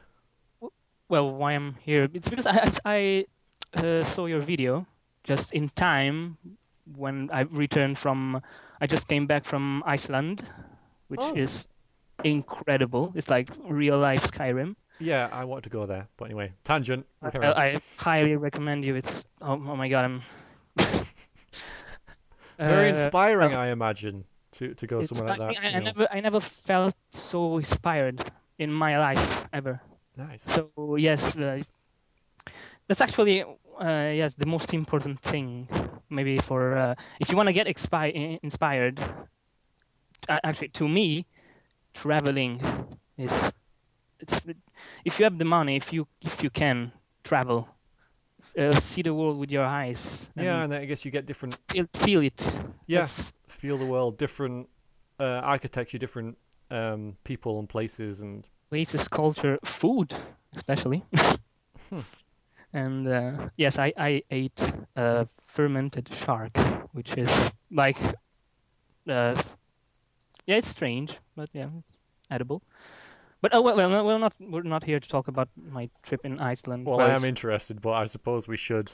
Yeah, I know, but It is relevant in the fact that you're talking about, yeah, it's relevant. It's always about inspiration. Yep. So for me, inspiration in writing, if not in everything, like if I don't know, you want to draw or music, traveling, or you do. I believe everyone has inspiring people, like famous people, which I suppose for you was Tolkien. I don't know. Well, yeah, you all have your people to emulate, I suppose, and look up to and aspire to. That's the word I'm looking for. Because strangely, a lot of inspiring people for my setting are physicists. Like, I don't know if I believe people know about Neil deGrasse Tyson. I don't know, people, are you familiar to? Afraid not. But everyone in the stream is gonna be like, "Oh yeah, yeah, absolutely, yeah, yeah, yeah," and I'll be like, "I don't know." So I'm sorry. I apologize in advance. No, it's an American astrophysicist, and my God, it's not because of that. It's not because he's an astrophysicist. It's because there they are. He as a person, him as a person, is beautiful. I mean, incredible. I'll write the name on the chat because it's. Yes, go on. I might recognize it if you write it down. No. People know him from a meme. A lot of people. Do you know him in the meme? Oh, watch out! We got a badass over here. Yes. And there's like an image. That's him. Right. Oh yes. Actually, okay. Yeah, I know his face. That's him. That's actually how I came to know him, and I saw his videos and fell in love with him. I mean, his mind, his ideas, his way of speaking. It's the black science man. Yes, that's him. Yes. And so he inspired the way you write and what you're writing about? Not only him, there's loads of people that inspire me daily. People that are even my friends. Sometimes even your friends can inspire you if you have. I don't know if you have a dear friend. If you have friends at all. Friends? No, not really. What was that? No. Don't want to talk about it. Carry on. Oh. Yeah, but so I lost. I lose my train of thought. I do that all the time. But yeah, you were talking about basically just how you get inspired by certain people, friends. Yeah, right. Mal Archie, Carl Sagan. That's another one, and another one is Richard Feynman. And they're all physicists, although they inspire me to write a fantasy-like world. Why? Tell us about your world and how the two are connected. Because you wouldn't instantly, connect the two, physicists and fantasy. So tell us how you draw the line. How they connect. I don't know. People I'm sure people don't follow like physics and this stuff. I'm not a physicist. I'm actually terrible at mathematics and stuff like that. Something we have in common. It's how physicists talk about what they study, the passion they transpire while talking about it. Because what does physicists do? They study the world. Not the world, not only the world, the entire universe, almost existential matters. Sorry, I'm answering your question. Sorry, carry on. Yeah, of course. And yeah, Kelga, it has started like a fantasy. I mean, I started writing about my setting, and it was a fantasy one. I was in a state of really deep depression. I was terrible. I was in high school and everything was going really bad. I think I was rejected from high school, and yeah, a lot of problem. I was really depressed, and what I did is I just started to write about this stuff that I had in my mind since I was like 10, 12 years old. I Yeah. was that young, and it was a fantasy. And I don't know why. It's of course I had different periods because I just left it sometime. I was uh, I didn't achieve uh, as much as you did, which is incredible. Every time when I saw the Iiosia past the website, Yeah. now it's a wiki, so Yeah, the wiki, I guess was now, yeah. I was baffled. I mean, oh my God, what's so so so much stuff. It was actually you actually inspired me to keep on writing. Good. I'm really glad about that. Yeah, and that's As I said, very nice to I hear was that. 'Cause almost giving up, and that's I think everyone you should if you have a passion, don't give up. Don't. you can't. No, Uh, no. you might tell yourself, "Oh my God, I'm worthless. Who will ever read this stuff like a housewife, a depressed I housewife?" think No, yeah, well, I think just everybody will, who writes or just creates sit something will, down, yeah, sit feel that at down, some and point. yes, and sit down and do it right. That's the secret. Actually, you have to do it almost without thinking. That's that's the secret. Yes, But it is. yes, You're entirely right because going back to my problems that I have, I overthink things. Oh, yeah, that can't be good, so I have to go back, and in doing so, because I've thought too much, you know, yes, nothing that's happens. But you're probably absolutely right. You just have to get on with it, pretty much. probably that's the reason because sometimes lose our train of thoughts. We thought too much. It's Yeah. really too much, and the the brain it's Well, overrides. as Malarkey says, people are often their own worst critics, and you look at it Yeah, and you defeat yourself in your head before you've even shown absolutely, anybody it all. absolutely. So I'm it's a mental battle. I agree with you that you've just got to, especially for like a pretty large project, creating an entire setting or creating a book or something.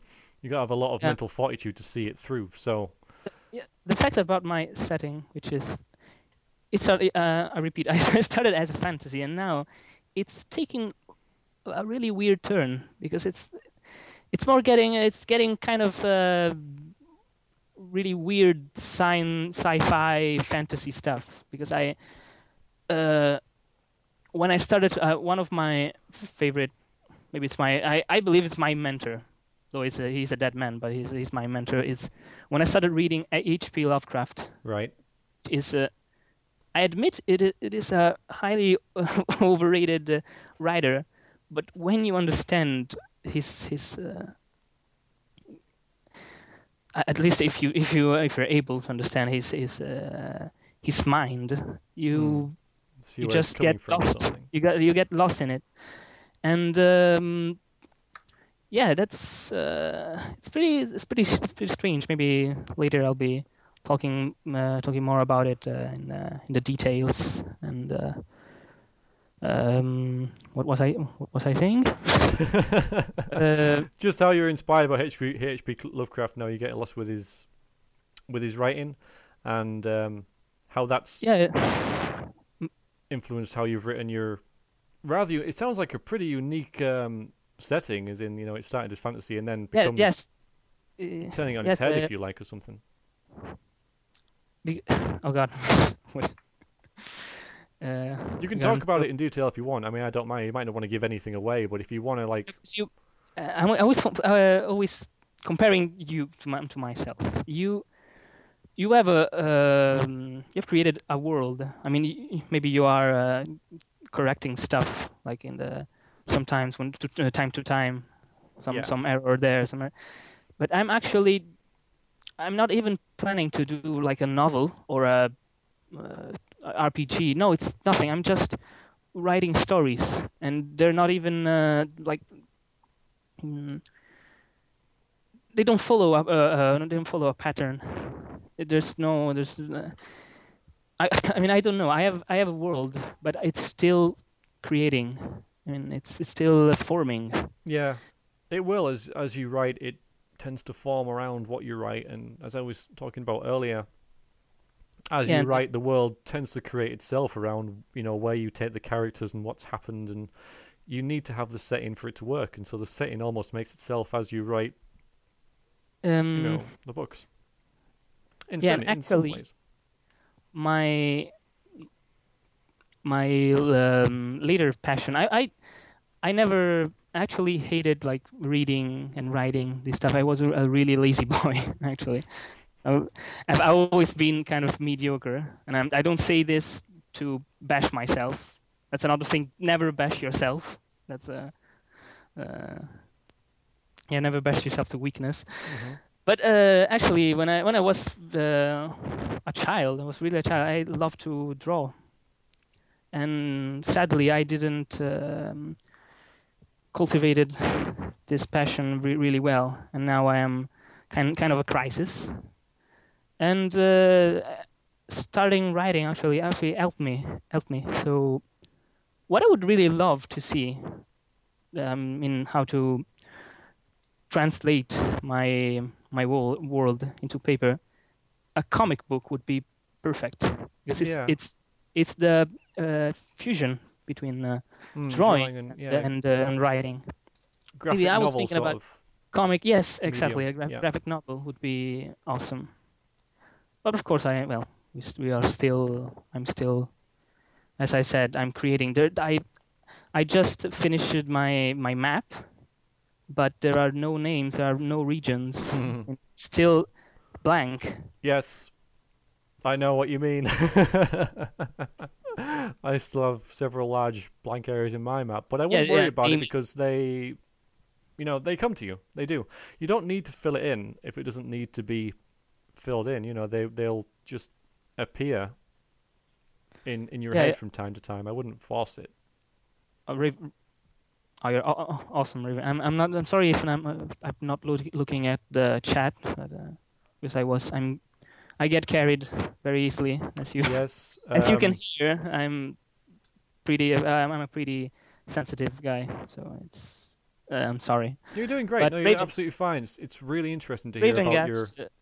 you're coming across very well. I can. Yes. Well, what did it say? Yeah, I'm drawing with words. That's right, but literally drawing with words would be even better. That will be because you're not only imagining. I mean, you're seeing it. Yeah, it's pretty cool. You're right, Raven Guest. So, of course, I have to ask the obvious question, and forgive me for being devil's advocate here, but why don't you make a graphic novel then? I'm not satisfied in either my drawing and my writing skills right now, but I'm working on it. I'm actually Iceland helped a lot. I mean, I bought like a notebook when I was there and filled it with drawings and words. Excellent. And I never felt like this since I was a kid. And Oh, that's good. what Yeah, it's I really just kickstarted you, I suppose, to be creative. yeah. Bosland Shop. Yes, I have read Moebius. That's a great graphic novelist. Actually, that's one of the guys that inspired me. His drawings are incredible, and weird, like my world. And what was I saying? Okay. Do you have any questions? Because I don't know.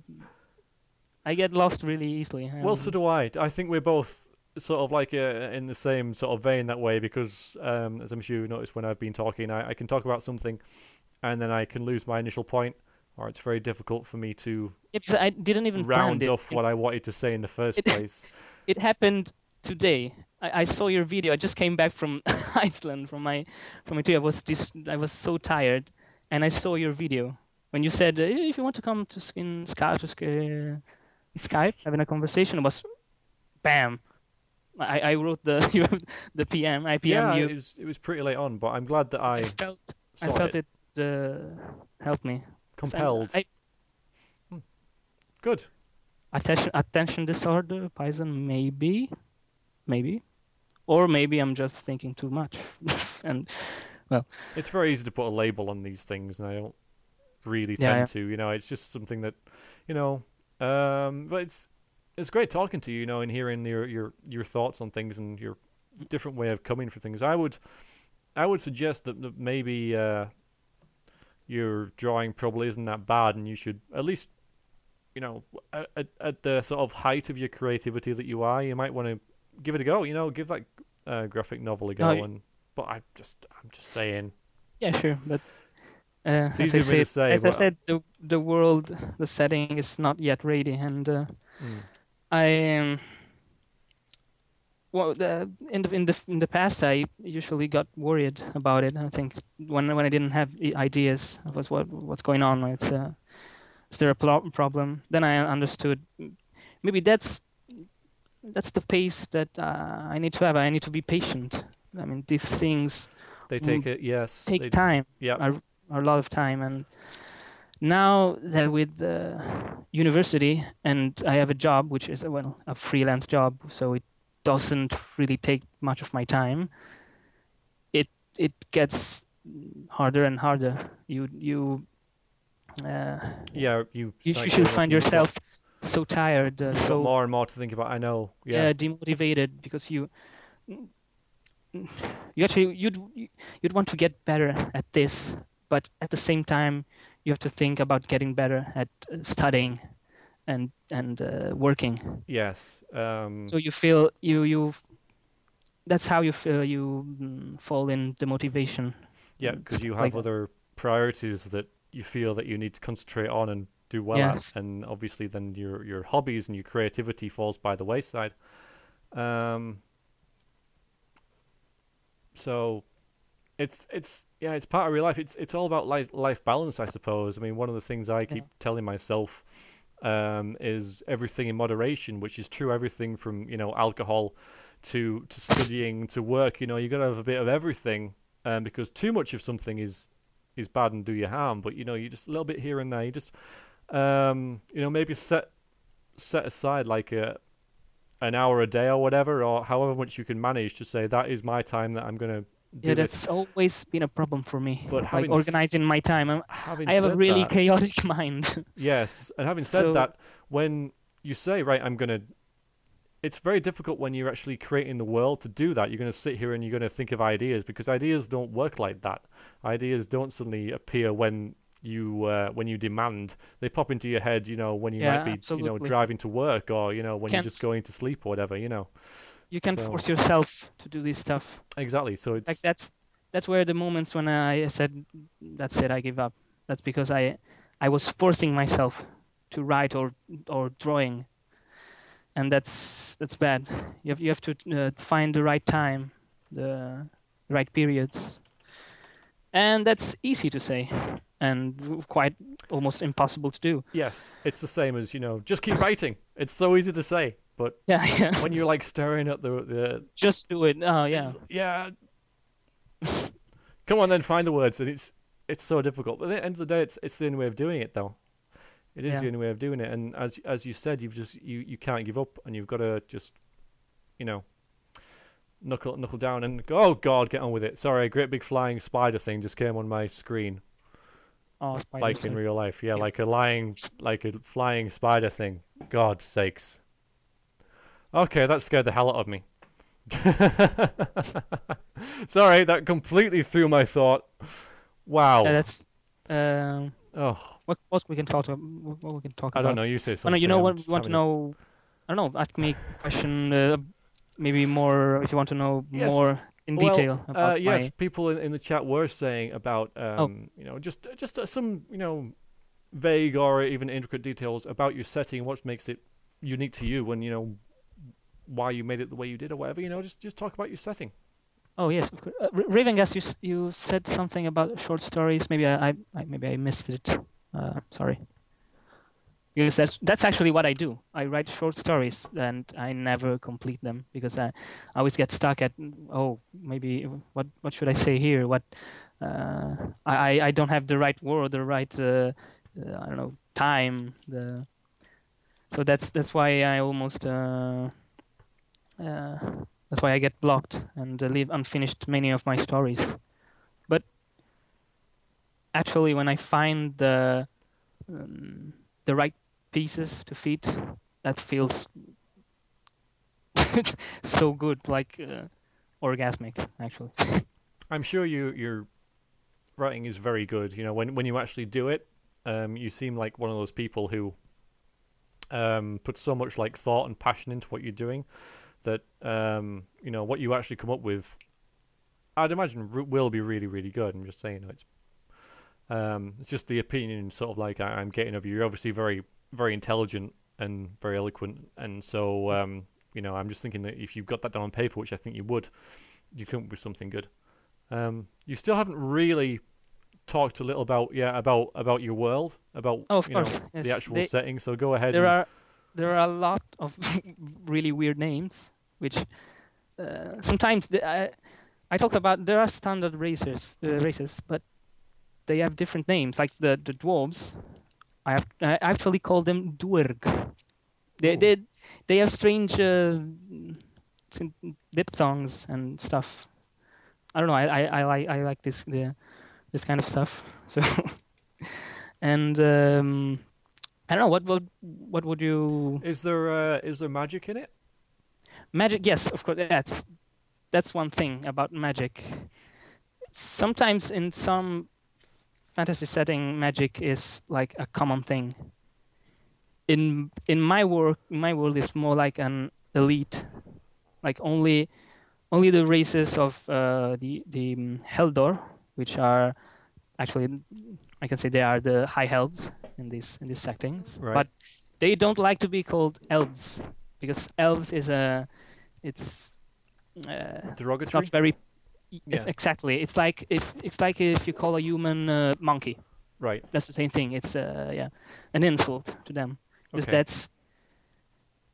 that's a curious thing. Like, I was always afraid to fall into racism, but that's actually what I want to avoid. I actually want to make a shout out against racism, because there are the Elfar, which are like the wild elves, from where the Heldor came, and Heldor see Helfar as lower, I mean, a lower version of themselves, Right. when actually they are the same. They are completely the same. There's no difference between Elfar and Heldor, Yeah. There's a only message by the there. Yeah. name. Yeah. Yeah, and yeah, the Heldor actually most of my stories have go around these Heldor guys, which are will form an empire, and yeah, they because they are very skilled in magic, and oh, that another weird thing. Actually, elves. Oh god, how can I say this? Elves are actually aliens Oh, like from extraterrestrial from a different planet. yes, they came from stars. They from stars in primordial times. Yeah. They came into in on a shower of meteors, and at that time they were different. They were not the elves, and people are actually familiar with. They were like light beings that like ElfQuest. Sorry, it's Pike Warfare. Ask me. Sorry, I don't know about ElfQuest. There's always I find that whenever I'm talking about something, someone will pop up saying, "Oh, like Yeah. this," and I'm like, "Is it?" Yeah, Aliens I History Channel, like Alien Secrets, yeah, Aliens. yes, I've And seen so yeah, that. Yeah. basically they are these otherworldly beings that fell in love with the world. I mean, Right. um, well, not every one of them, like a piece of the colony, because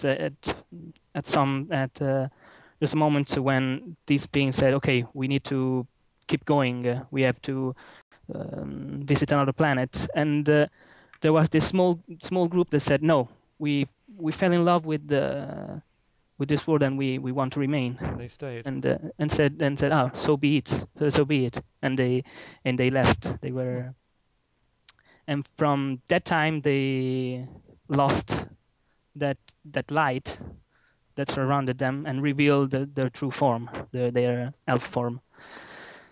And that's basically my elves in a nutshell. They're pretty strange. I'm sure that somebody already came up with this idea. I don't know about this elf quest, like Werfer said. That's I just got used to it. I It's don't perfectly know. normal when you see your kind of ideas into other people's works. Yeah, Actually, it happens. it happens. It's quite curious to see how much the human mind share the same ideas. They're not like exactly the same, but they similar. Are the But elves still capable of space travel? Do they have like spaceships well, buried because under the ground and stuff, or you know? that's the thing. From primordial time, they actually forgot what they were. That they came from stars. They were so they got in tune with nature and forget everything about their past. Right. This is like Hi. Oh, we might have lost him. Oh dear, he's still on the call. Hmm.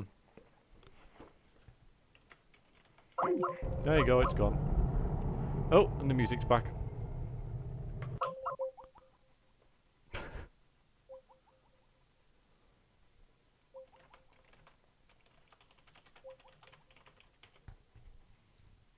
I know, it's a shame. I know, it was trying to get the call back. That was interesting, wasn't it? You know.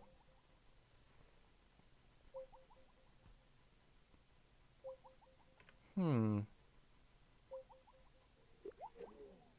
Well, Skype's showing him as online, but I don't know whether, you know, he is or not. Because it can be a bit derpy, but, you know, if he talks in the chat or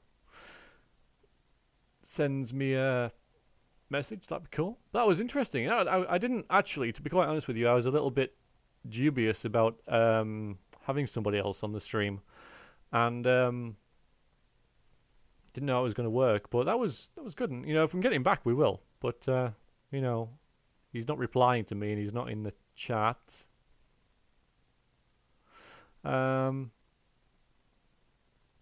call was with T Morrow. His name is, you know, T_Morrow. Yeah, we'll see if we can get him back, but yeah, I think he might have just been disconnected. It's a shame because, you know, he seemed like a very very smart young man. I had more questions for him actually, but yeah, it seemed like he had something pretty, you know, pretty interesting going on there, different ideas and such.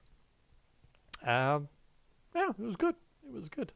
I was actually going to plan to end the stream when he finished, unless you guys had any questions. So I'll ask for questions now, and then, you know, if he comes back, I fancy he's talking some more about his ideas, then that'll be fine. But otherwise, I'm thinking about sort of wrapping things up here. Sorry for the latecomers like Pike and such, but you know, these things kind of happen, you know, in real life and all that. I suppose you had other things to do. But if anyone has any questions, you know, for me, then I'd be, you know, willing to answer them at this juncture, because we sort of like, you know, wait and pretty much see what happens. But yeah, that was good. That was good.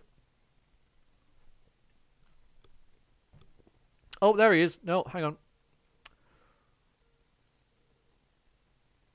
Hello. Yes. Hi. I was afraid that would happen. Yeah, welcome back. Thank you. That's my connection. I'm sorry. No, it's fine. Hopefully it won't happen again. I was just going to ask you, you're yes. talking about your elves sort of like leaving and stuff and magic. If you were to categorize your world, you know, into, I mean, you've got like high fantasy, low fantasy, dark fantasy, light fantasy. Which would yours sort of like mostly fit in, do you think? That's the problem, Mariax. I don't know. Well, it's something that I have It's so difficulty weird. as well. So because I mean, Oh, it's quiet again. Hang on a minute. It's just it yeah, sit starts. down. Oh yes. Yeah, it's Tell me reset you. when it's fine. You should be okay again now. Oh, okay. Because it starts from uh, like primordial eras and like an organization of tribes between the elves, which never wanted to explore. Can you hear me? Yeah, they can hear you. Yeah. They didn't want to explore the whole world, which they were still stuck inside this big like wood in the shape of a half moon. Right. And when progress came, there was a war, which it was internal war because the um, I don't want to take it too long, so it's pretty difficult. You're fine. I mean, I think people are enjoying it, and I certainly don't mind hearing about it. So tell us Okay. about the elves at least. Tell us, the elf sort of story. And The elf story, okay. And Because then we'll see if anybody has any other questions, and then Yes, because there was even something before elves, which were the the dragon kings. So, but it's always that's the same stuff about dragons. They were now they're not anymore. It's always the same thing. they're stuff of legends. Yeah. So yes, about the elves.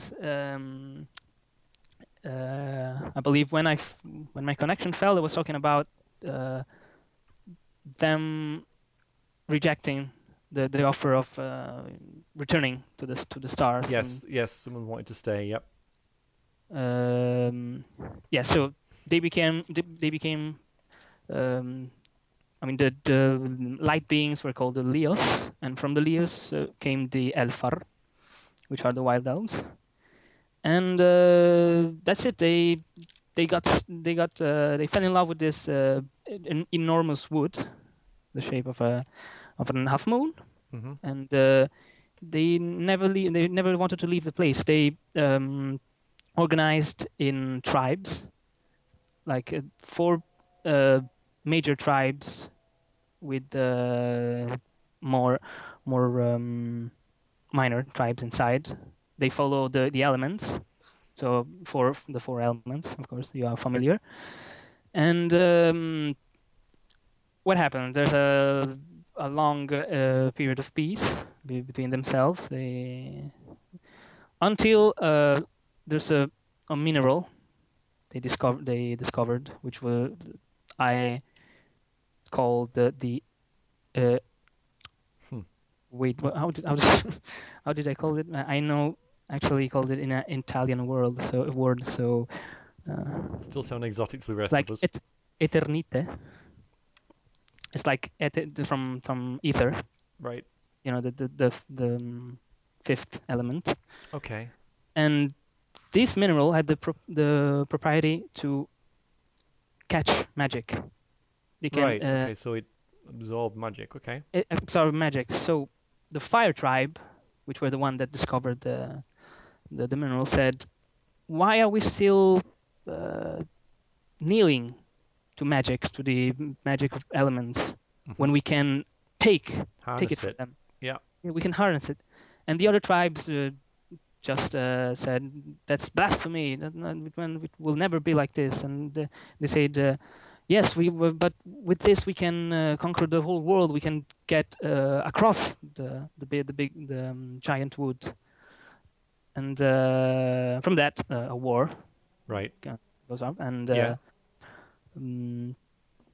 what happens that, of course, the fire tribe has the advantage with this Eternite. Yeah. And they banished the. There's still a bit of plot holes here and there, which I will. Yeah, it's a work in progress, so it's fine. Yeah, there's just gaps. And what happened is that even though they said we will reach outside the wood, they actually when they win the war, they actually still stay in that wood and create the first kingdom in the. I mean, there's this progress, this evolution from a tribal nation to a kingdom. And yes, from the other tribes, one, it's completely annihilated, which they get banished in the underworld, which will later became they are the Earth tribe. Right. And they will later become the Dokar, which are it's the world elven word for the cursed, which are basically the dark elves. They are not drows. They're not black-skinned and red-eyed. They actually gray-skinned and they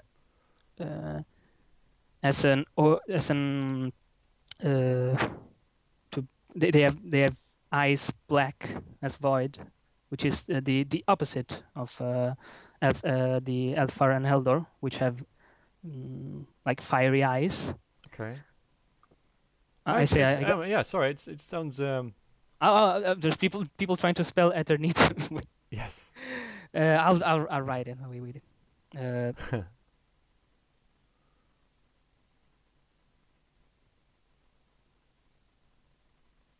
Maybe it's like this. I can always change it, so it doesn't really matter actually.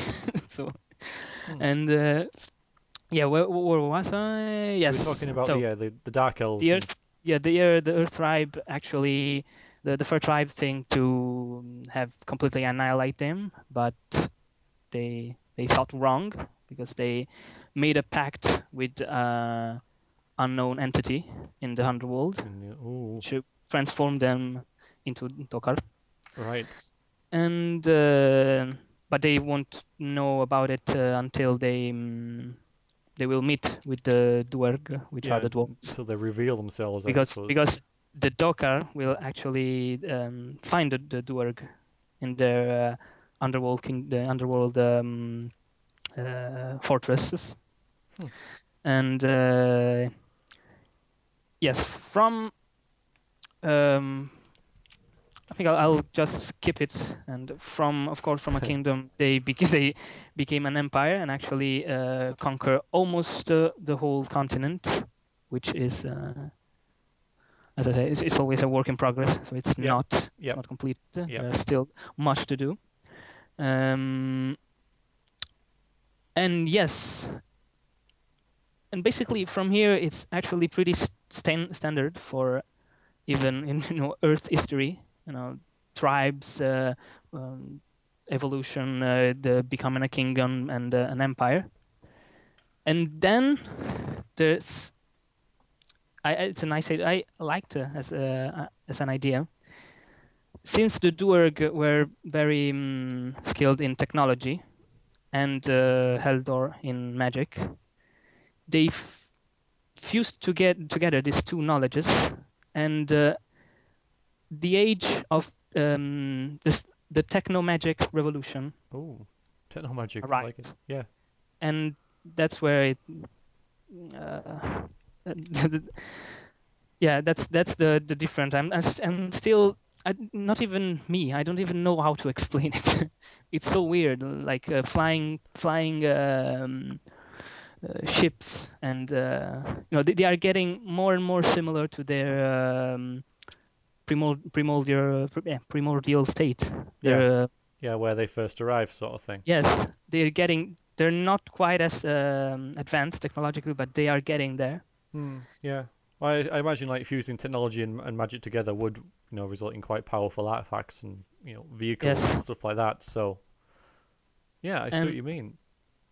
From there, it's how can I put it?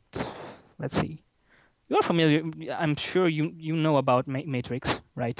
Yeah. The elite cast inside the Heldor organization, which I have forgot. The empire ends with the death of the emperor gets killed because he gets completely mad. He says when they get out, when they form the empire, and so they get out of the great wood, they they they get reacquainted with their old Elfar cousins, and some of them start to crossbreed. And I say quote unquote crossbreed because they actually, as I said, They're they are the same. same, yeah. But the emperor is mad, well, completely. He lost his shit and said, "No, no, that's against this blasphemy. They must all die." And like a witch hunt begins for these poor children, the half breed elves, and from there this chest of this the council of mages rebels against the emperor and kills him, and from an empire they became a magocracy. Still don't know how how am I gonna organize a magocracy, but well, I'll see. You'll manage. I mean, that's almost like a detail. I don't think you should be too hung up on the gaps that you have, because you've got, the story arc that you're telling is fascinating. I mean, it's really... No, because yes, I know, man. I'm putting really stuff. There's always something new getting on my mind. So maybe that's good. That I have all these gaps. I can fill it sometime. Yeah. And yes, so the Mad Emperor is dead. The magocracy is formed. Everyone is happy, yay! But the mages are actually kind of corrupted. No. And they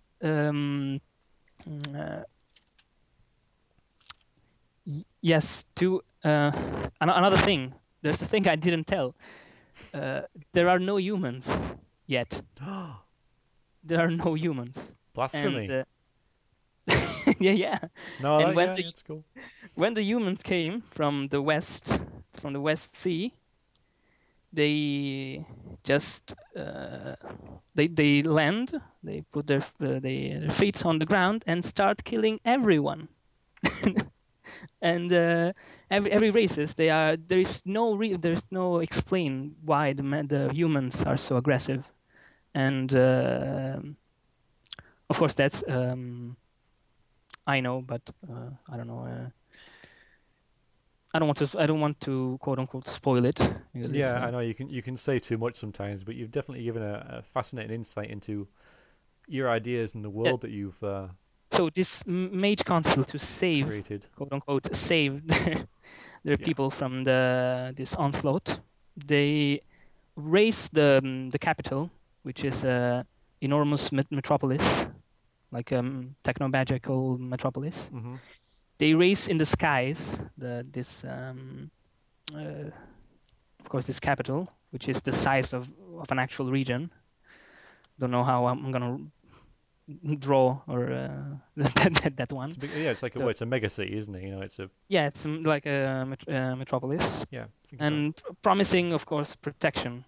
But what they do is that they actually put every citizen into like a status, like they trap them inside this mage-like matrix, like this parallel world. I wonder where that was going to fit in. Yeah, okay. That's why it's very matrix-like. Yeah. And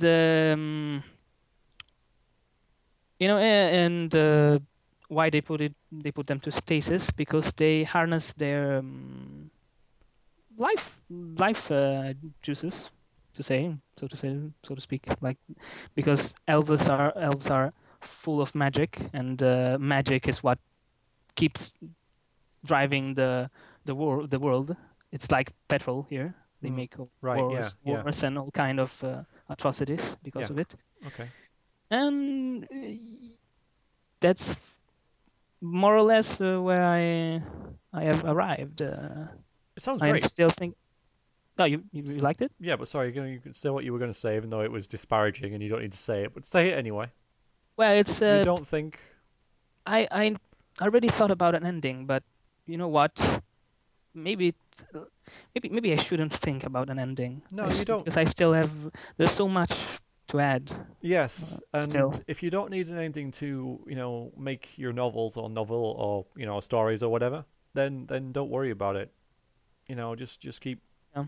carrying on, sort of thing, and doing what you're doing. And I will say, and I'm sure everybody in the chat will agree with me, that your ideas are very good, very different and original, and quite dynamic and well thought out. You've obviously put a lot of thought into this, and even though you were sort of like a bit, reserved about sort of talking about it in the beginning, you had nothing to worry about because it's great stuff. So I gotta say, well done. You saw that you talk about my world being all that, but equally, impressed with others because, as Malaki says, yes, you've certainly got some ideas there, and well done with that imagination of yours. Because thank you. Well, it's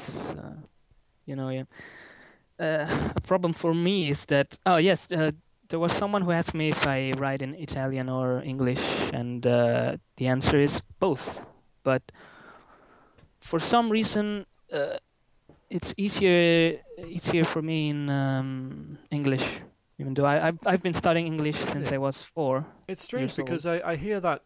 Sorry to interrupt, but I hear that quite a lot from people who speak English English as a second language. That they write in English quite a lot anyway, because they find they can work better with it, and yes, because it's I don't know, it's strange. Italian and English are very, very different grammatically.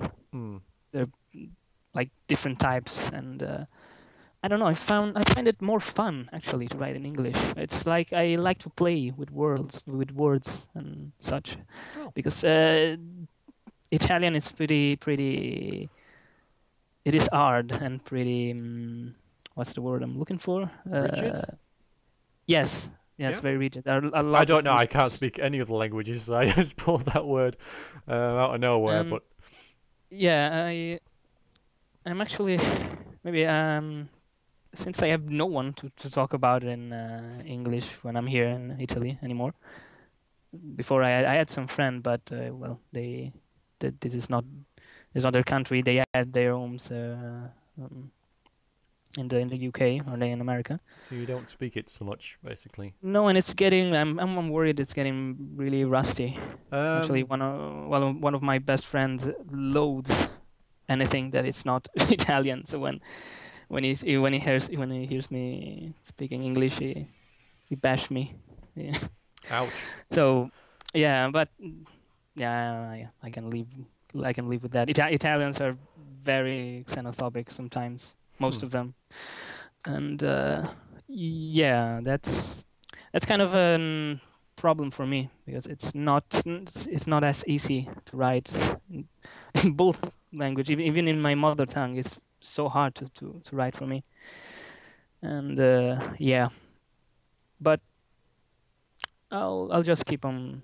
You do seem to be fine with the English. I mean, I'd like to have you on some other time if I'm going to do one of these things again. You can, talk about any progress you've had or any problems you've had or whatever, and I'd be gladly. Because I'm getting off a heavy burden by talking about it. I felt this heavy.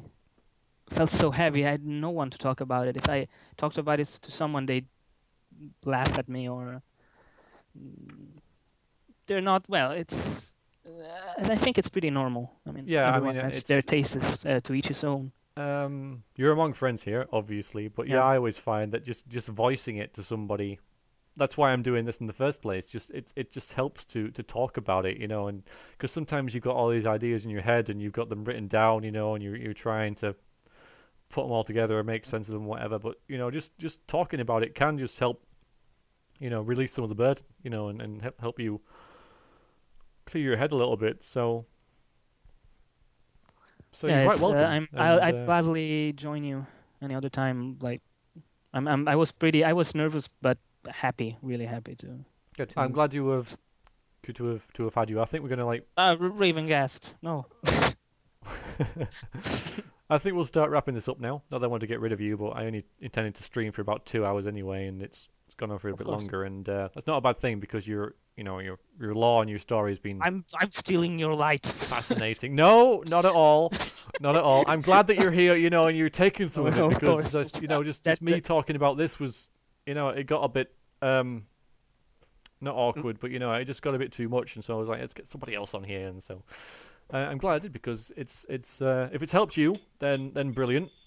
But, I think it's been good, as Stan says, listening to you and hearing your ideas. And if it's helped you as well, then brilliant. Absolutely fantastic. Thank you. I'm happy, really happy right now. So, I mean, next time I do, I don't do these sort of streams very often, but next time I do, I'll definitely try and get in touch with you and see if we can, have another half hour or so like this, and, Sure. All right then. It's been, you've been in my streams for quite a lot, T Morrows has been there for ages, so it's nice from a personal look that you sort of like stuck around and you still watching my videos after all these years, so it's nice to actually speak to you on that level as well. University gave me a lot of. I actually had a period when I had to stop because I had so much to study. And, Yep, I mean, real life can happen and stuff, but I'll organize myself. Easy to say. It's easy to say, yeah. It is easy to say, just like writing, just thanks, you've got to write. Thanks everybody. Thanks. Well, thank you, and take care, and good luck with your writing. Hopefully this trip to Iceland will kickstart your creativity a little bit. Yeah, absolutely. I'll get back there one day. Yes, good. All right then. I'll see you around, man. Okay. Thank you. Toodaloo. Thanks all. Bye-bye. Ciao. So, that was T_Morrow, and it was a nice little chat, wasn't it? As I said, as he sort of like cut off there, I was a bit dubious about having somebody come on here because I've done it before, sort of thing. But that was really interesting, and I think it was good for me just to hear somebody else's ideas and everything, because obviously with me doing a stream like this, it's just me telling my ideas, and hearing somebody else talking about their ideas in the same sort of way, I think has helped me. So thank you very much for joining us. It's been good. Unless anybody has any really sort of like important questions they want to ask, and I will wait this and I will answer all of them that come through. I'll end the stream. But it's been good again. Really good to talk to you guys, and thank you for everybody who has joined me in the stream. Almost everybody joined me in the stream, and it's done exactly what I wanted it to do, and I feel refreshed and stuff, and my day has been awful. My day has been terrible because I've just been like, I want to write and I can't. But now I will go to bed once I've done this. I'm going to get an early night, and one of the sort of like the bad habits I've been getting into is taking my laptop to bed, and I don't use my laptop to write on for some reason. It's not my writing. The files, I can access the files on there, but I just tend to muck around on Facebook or whatever on there, and look at cat videos and play Baldur's Gate. And I've been taking that to bed with me, and I wake up and then I go on it for a few hours in the morning, and end up playing Blood Bowl and stuff. And that's I'm not going to take it to bed. You're going to stay there, Mr. Laptop. And so I'm going to get an early night, get a good sleep, come down here in the morning, and we'll see what happens. But I forgot everything while I was listening tomorrow. Yes, I know, Iruk. It's fine.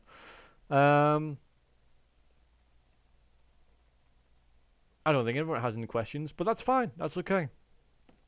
I know Mr. Morrow's sort of lore, I wouldn't say eclipsed mine, even though that may well be the case, but, it created a buffer between now and then.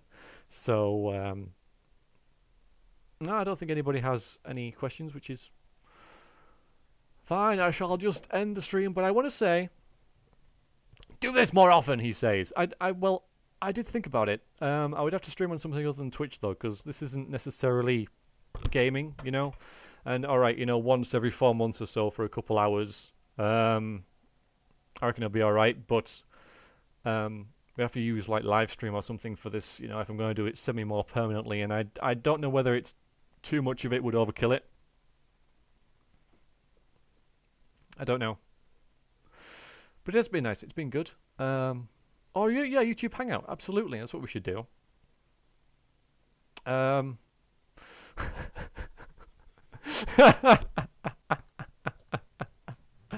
Oh, Miss Tomorrow. You make me laugh. It's alright, I was obviously bad-mouthing you when you weren't, you know, here anyway. Right then, okay, I'm gonna go to bed. Thank you all very much for joining me. It's helped me. I think it's helped Morrow, and I certainly hope it's helped some of you guys out there too. You know, if you've picked up one thing, like maybe you know, one of the programs I mentioned, something like that, then good. You know, maybe it's been some sort of inspiration for you. Whatever you do, that's absolutely fine, dandy. Okay, well, thank you all very, very much again. I want to stress that because, you know, this isn't the usual sort of stream, and I'm very privileged to be able to do that. So thank you very much, and I shall see you next time, guys. All right, so you're welcome. Yeah, thank you. Okay, bye, guys. Toodaloo.